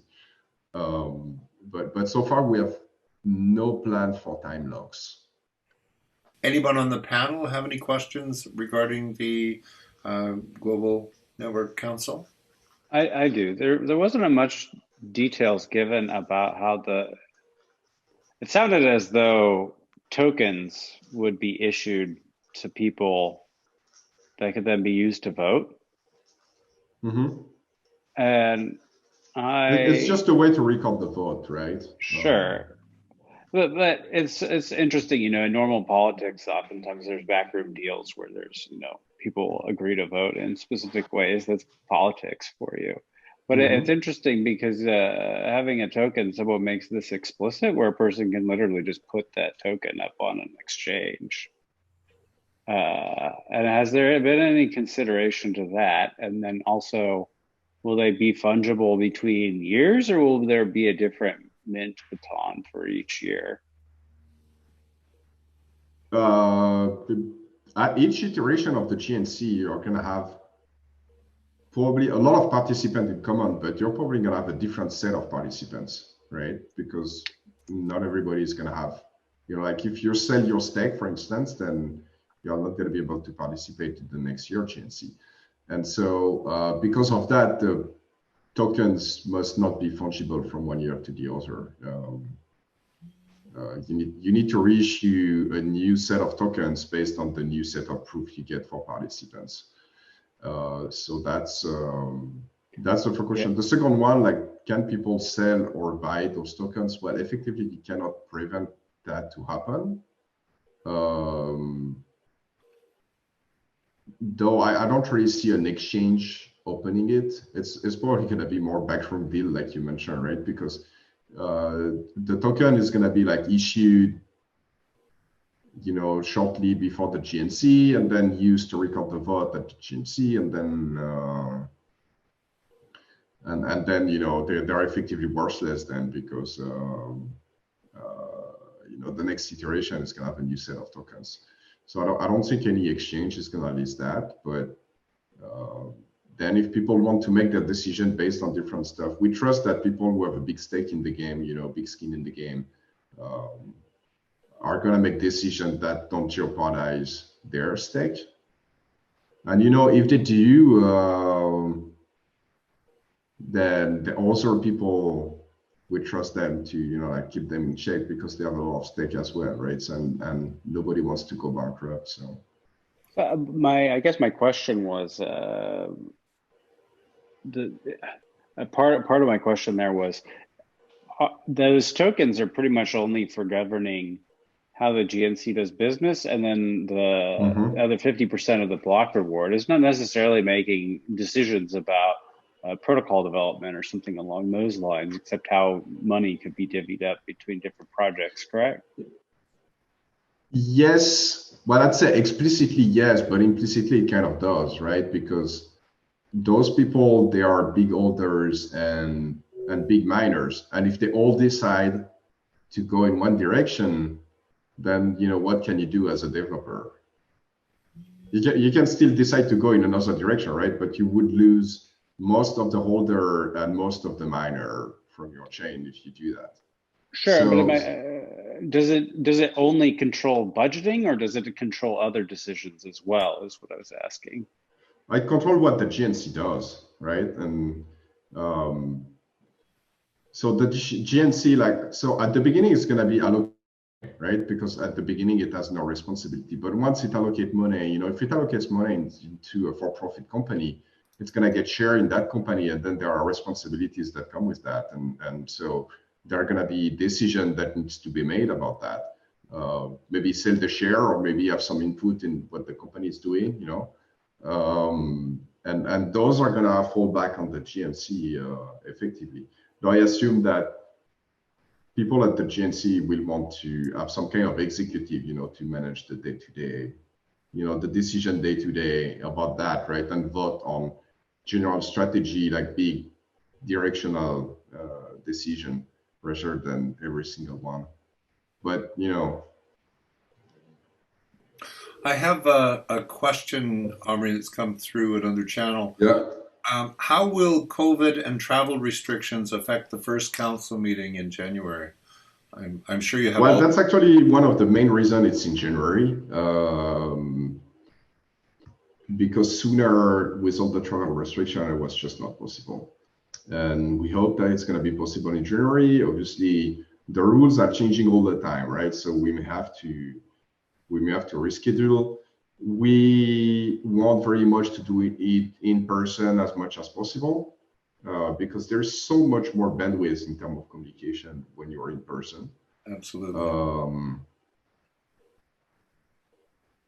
If this is possible, if this is not possible to do it in January, then we may have to report. If this is, if it looks like it's not going to be possible for an extended period of time, then we may have to consider virtual options. But as much as possible, we want to do it in person, and this is why, like the general idea was to do it like in November or whatever, like immediately after the upgrade. But due to all the COVID restriction, we already moved it to January. And hopefully, we won't have to move it again.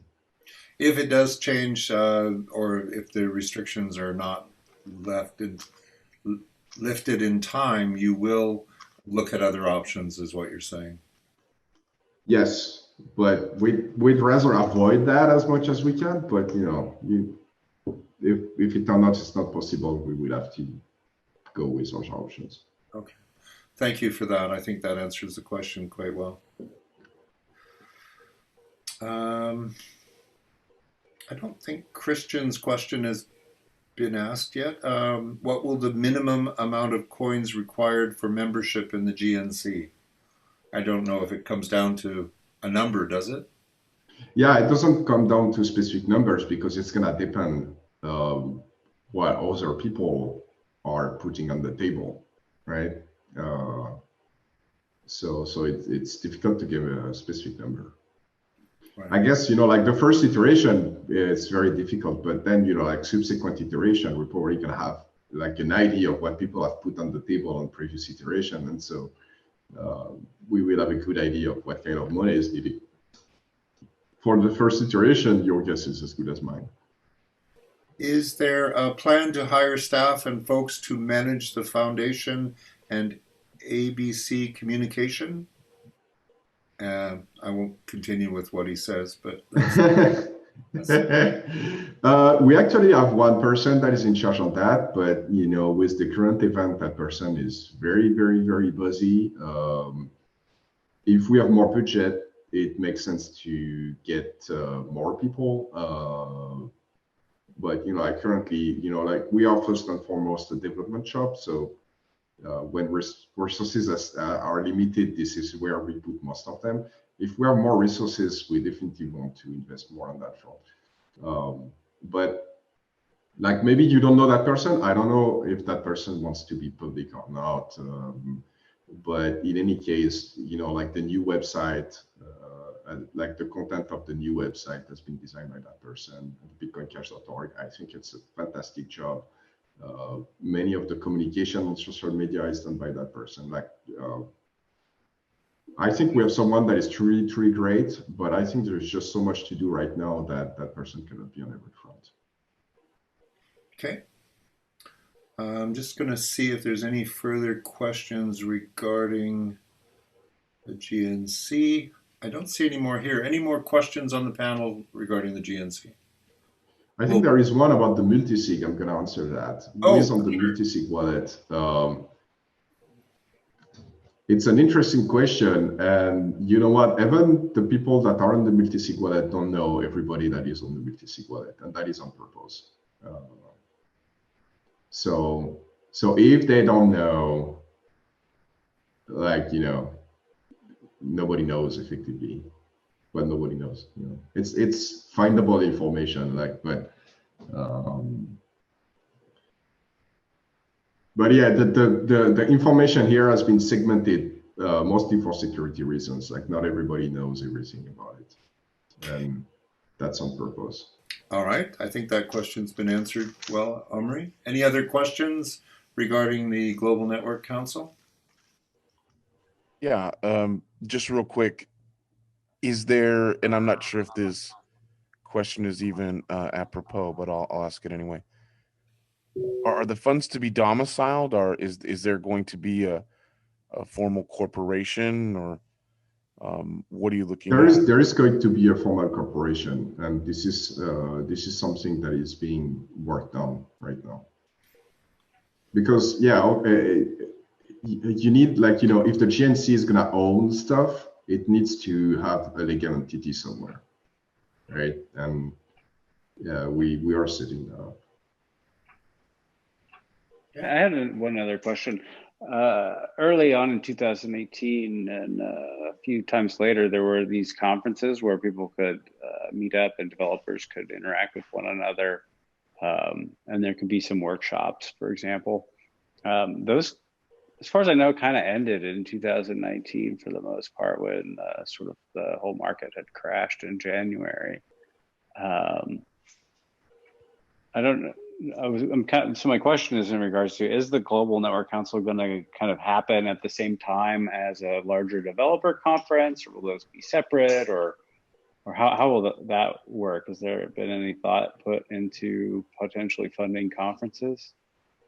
Right now, there is no plan of other events during that network council, and this is like difficult enough to organize something right now.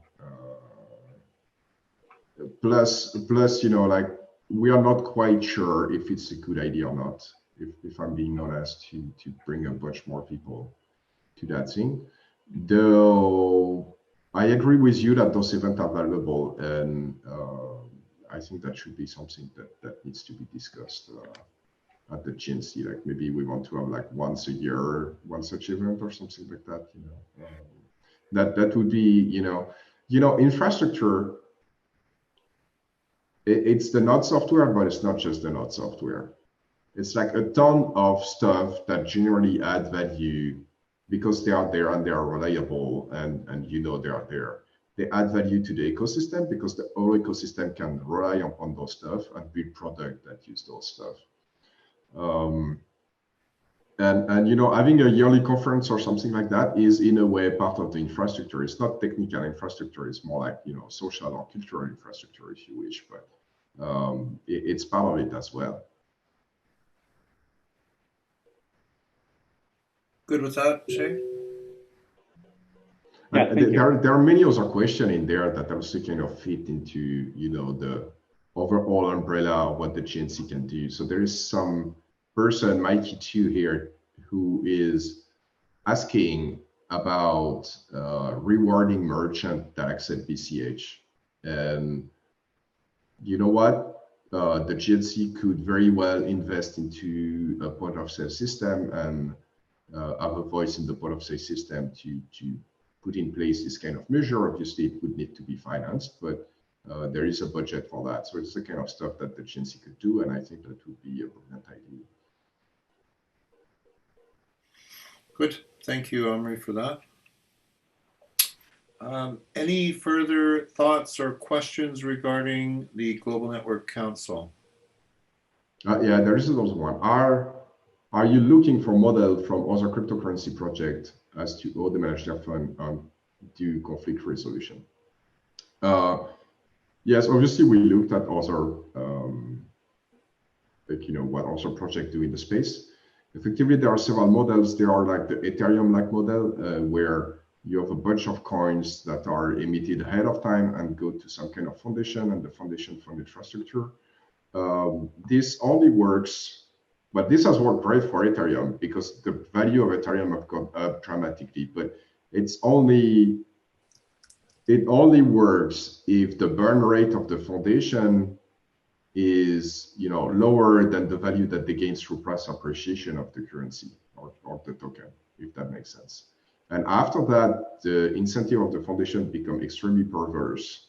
And this is why we see so many ICO just dumping on the ICO investors and disappearing, because the increase in value of the token just doesn't justify the burn rate that they have. So this is a dangerous model. It has worked for Ethereum. It has done horrible stuff for many other projects. So careful there. Then you have bureaucracy kind of models where you have like some complicated on-chain mechanism that is going to be considered an oracle and make the decision. Dash is one such model. Those models tend to work, but be very inefficient because there is a lot of politics that is going on. People making the decision ultimately don't have individually, like, you know, you have diffuse cost and concentrated benefits. So if you have a huge incentive for someone to do all kind of work to have themselves seen as you know, worthy of receiving some stuff from this treasury, whereas the people who vote don't have, you know, individually huge incentive because the cost is very diffuse. And so because of that, effectively you end up with a lot of politics and a lot of funds that are spent in a very inefficient manner. And then you have stuff like Zcash, for instance, where part of the block reward goes to the electric coin company, which is the company that effectively maintains Zcash, and the rest of it goes to I don't know what they call it, but some kind of Zcash foundation that is providing grants for various projects in the ecosystem. And effectively, our model is similar to that, except they don't have a GNC, and we will have a GNC and that provide input to big holder and miners. And the reason we think this is the best model is because the incentives are very much aligned, right? It's the better of a job that you do growing that ecosystem, and the more money goes into the GNC and goes into ABC. And so the GNC and ABC are going to have a very strong incentive to make the coins as valuable as possible. And you know, it's not like you have all the token in the early days so that you have an incentive to dump. It comes over time. And so you need to maintain that value as high as possible over time. So there is a better incentive there. Now, many people are saying that, well, you know, like Zcash has not performed that well on the market. And I'd like to remind those people that Zcash effectively has an inflation rate right now that is about 30%, which is huge because Zcash has been launched very recently. They are going to have a halving fairly soon, like in a month or two. They're going to have a halving. So their inflation after that is going to be, you know, 10 to 15%. And as that goes down, I expect fully Zcash to grow up. Actually, you know, like if you look at Zcash compared to projects that are, you know, at similar position in terms of market cap and stuff like that, because of the inflation rate of Zcash, you can you can see that there is like a higher demand for Zcash than those other projects, right? Like the amount of money that needs to go into Zcash to maintain that price level is way more than other projects at similar level. So we have all the economic indicator to show that there is strong demand for that. And on the technical level, those guys have been able to do wonders as well because they've been able to hire world-class experts. What has been done on the cryptographic front, for instance, is you know, like effectively they are the leaders. They are the leaders in the world, not even in crypto, but in the world in terms of zero knowledge proofs and stuff like that, right? Like they are up there, and so they've been able to hire world-class team. They've been able to do like world-class work, even by standard inside of crypto, and they are very strong demand. So I think this is a good model to emulate. And obviously we can put our twist on it, which is the GNC, but basically that's, you know, the generality.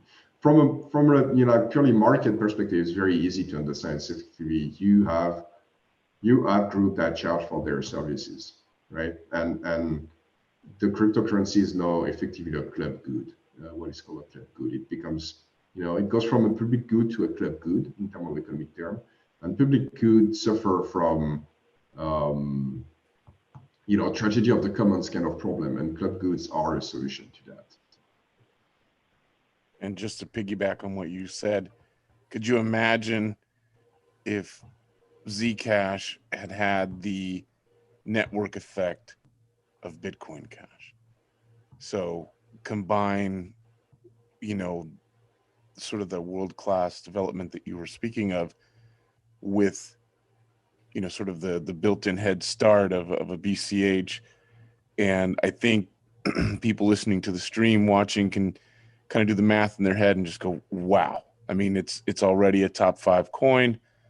It's positioned, it's well known. There's lots of holders, you know, and it's got ins all over the world. It's got merchant adoption, all the things that, you know, I think the average person has never heard of Zcash. So with BitcoinCash, having that model and introducing those variables into it, wow.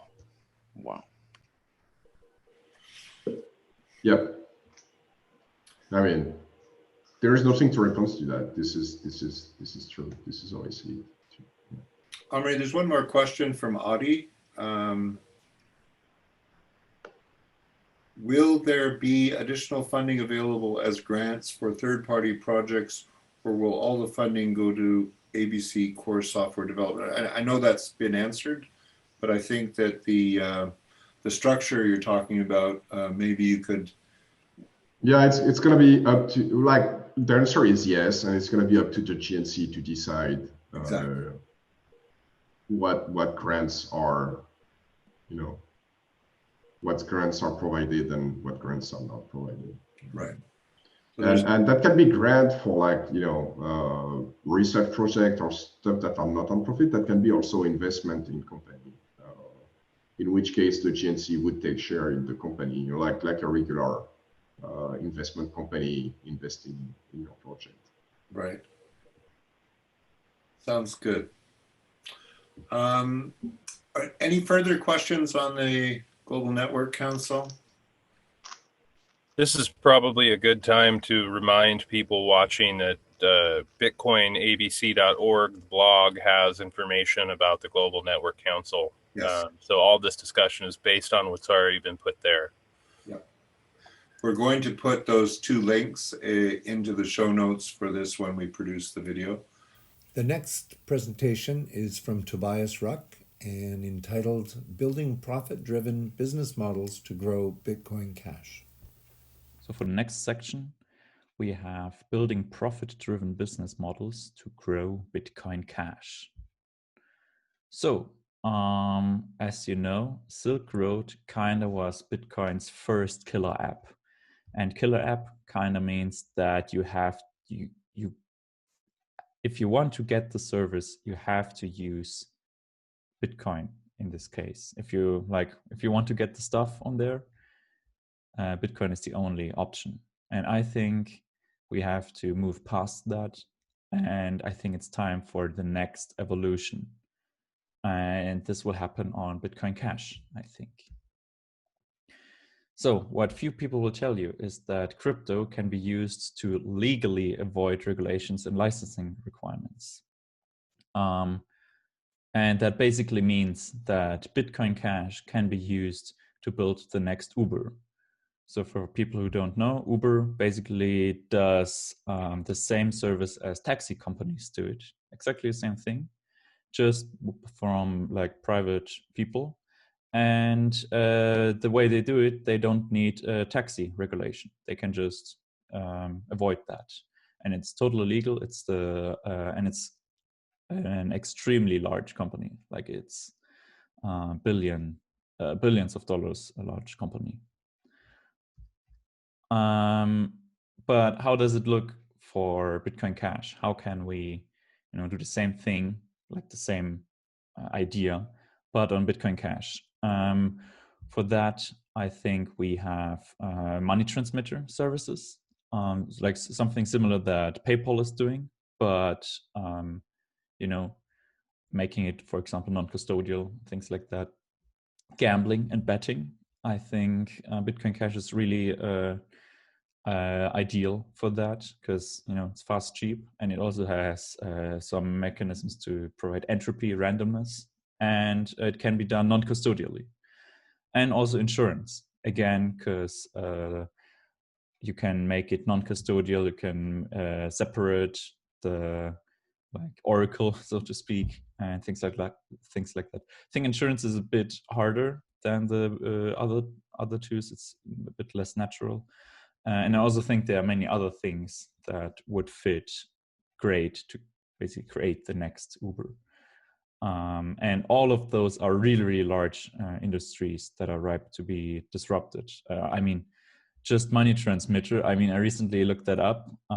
It's been quite a while ago, but all credit card companies in the US alone have a revenue of around 1% of M2. So that's the revenue they make. And for me, that's kind of crazy. Like this is a really, really large industry, hundreds of billions of dollars in revenue.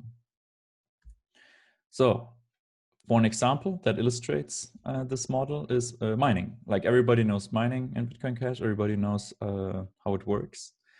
And mining does not take custody of the funds it's transmitting. It's basically just putting a stamp of approval on some stuff that's already signed and stuff. And since it's not taking custody, it's not a money transmitter, legally speaking. But still, it serves exactly the same purpose as a money transmitter.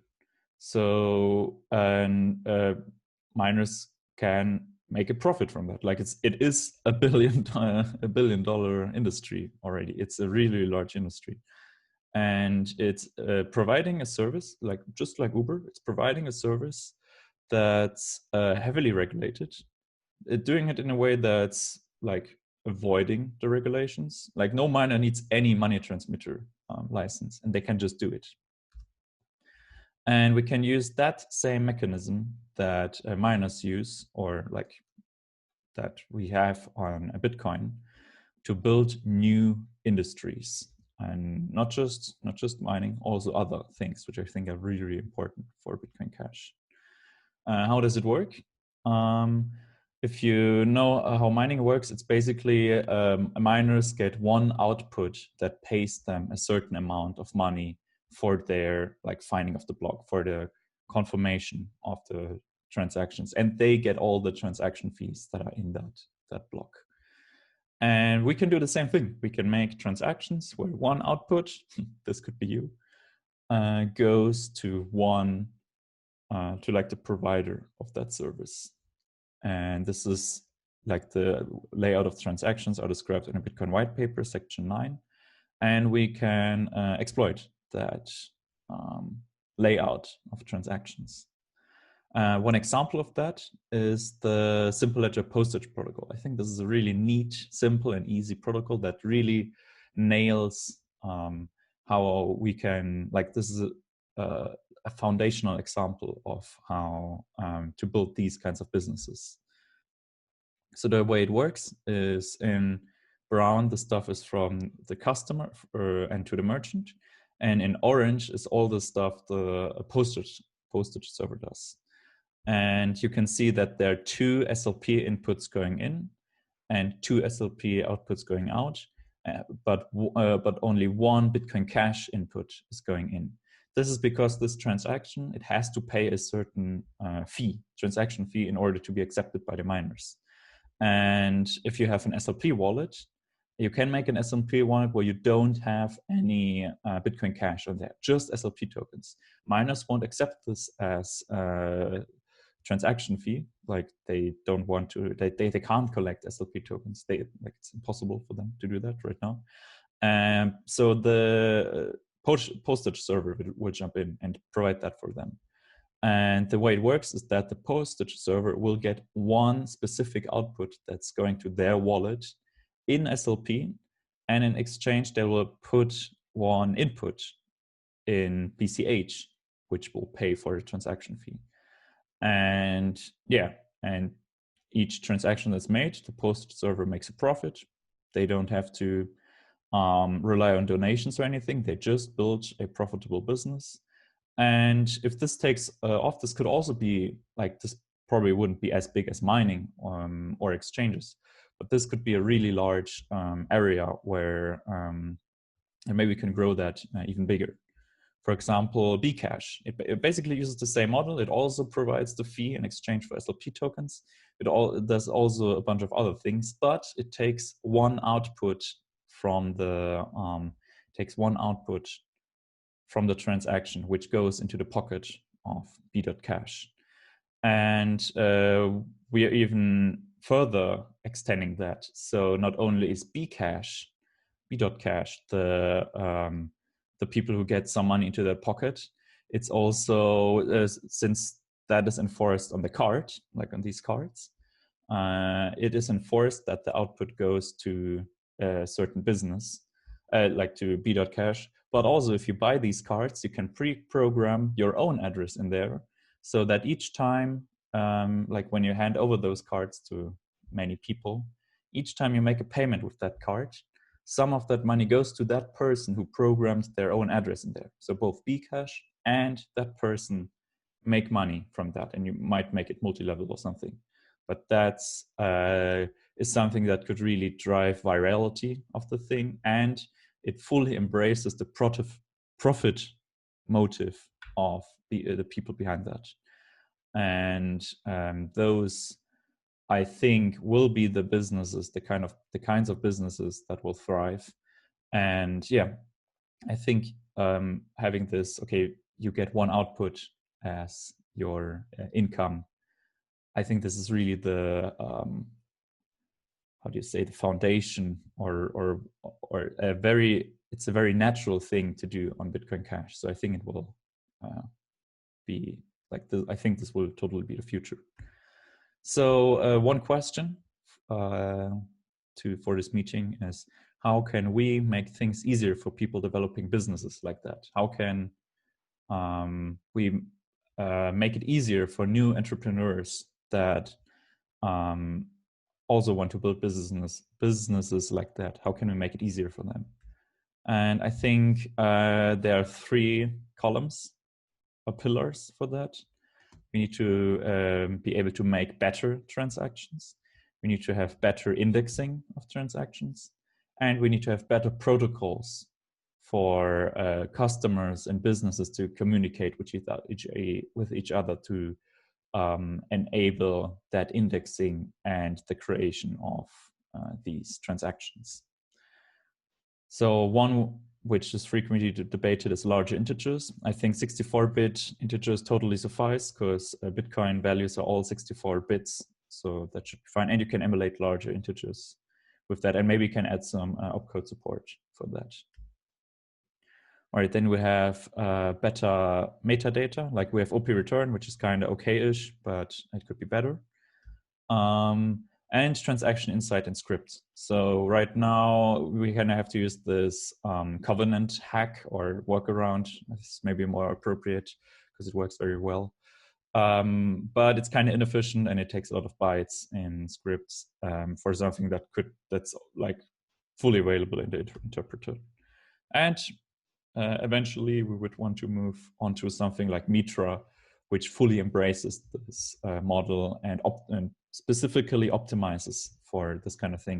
It would also allow us to do like miner verified tokens, which improves the user experience for SLP, like for token holders and for people who are building businesses on that, and allows more constraints, more like it makes it easier to avoid regulations and stuff. Yeah, so the other thing is better indexing. Some of these transactions that we're developing, they are kind of difficult to index. So it would be cool if like Bitcoin ABC already announced that they will want to build a state-of-the-art indexer that's kind of like standard for everybody to use. And that would be really cool. It would be very cool if that could be configured to be like, okay, also index after this, not just the address, but maybe also after another kind of field or another kind of pattern.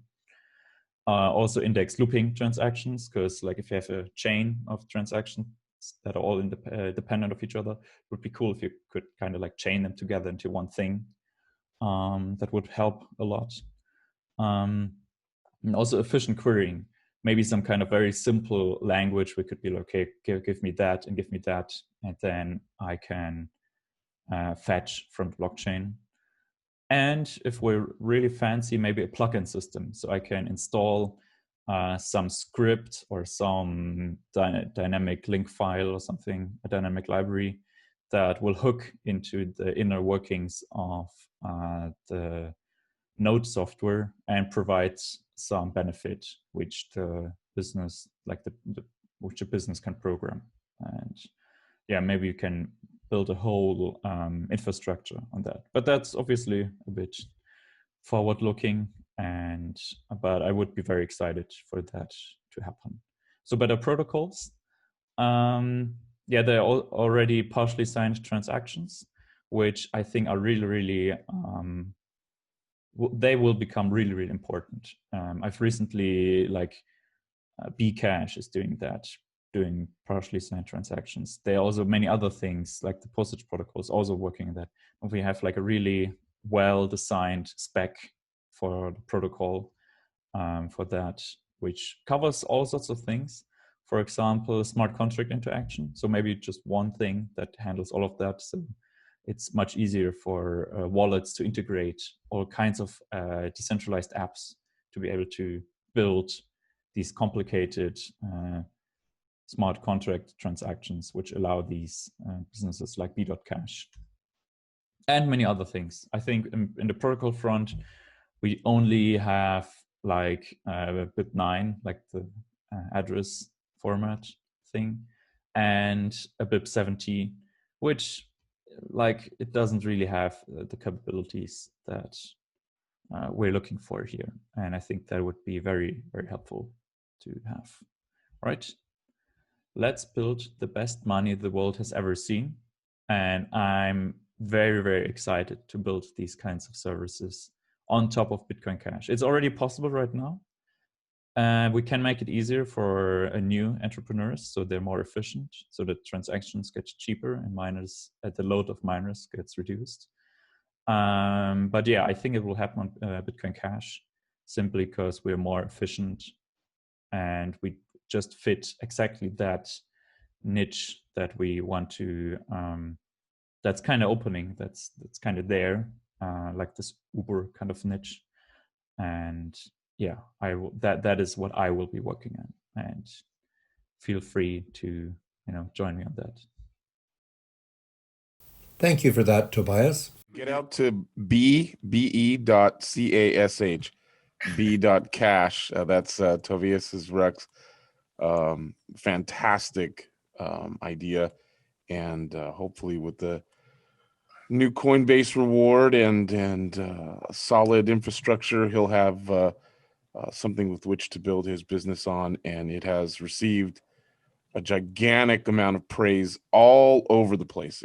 He's gone to London, he's gone all over the world to present his Mises pictured card, and it solves a host of problems. And he really is someone who, if you're looking to kind of understand what beyond the 15th holds for Bitcoin Cash, even though I love Amaury and Anthony and Hayden, you got to look to some of the guys like Troutner and King and Tobias Ruck, who are building on, they're counting on the future of Bitcoin Cash to be solid. And these are the guys and the types of people that are going to make it a success. So thanks, David, for inviting me. I really appreciate it. And I'm super excited for the future of Bitcoin Cash. Great. And just to let everybody know, we'll get Tobias to do his presentation so that it can be added to the video of this meeting as well, because I know that he did get cut off there. Thank you, Edward. We did have one more item on the agenda, and that's the long-term technical roadmap. I think, Anthony, you added this onto the agenda. And was it Amaury that was going to speak to that now that his voice has recovered? Well, I don't know. I mean, I think since this meeting's been over 2 hours now, I would maybe suggest that we don't. I mean, it's pretty, like, the roadmap has been out there for a long time, and other than saying like we're committed to, like, carrying out the roadmap and building up, the resources to be able to implement it. That's basically what our goal is. So. Okay, I just wanted to make sure. sure. The roadmap is fast, cheap, reliable transaction, very scalable, so that we are ready for success. And when 1 million person start using it, it doesn't stall to halt.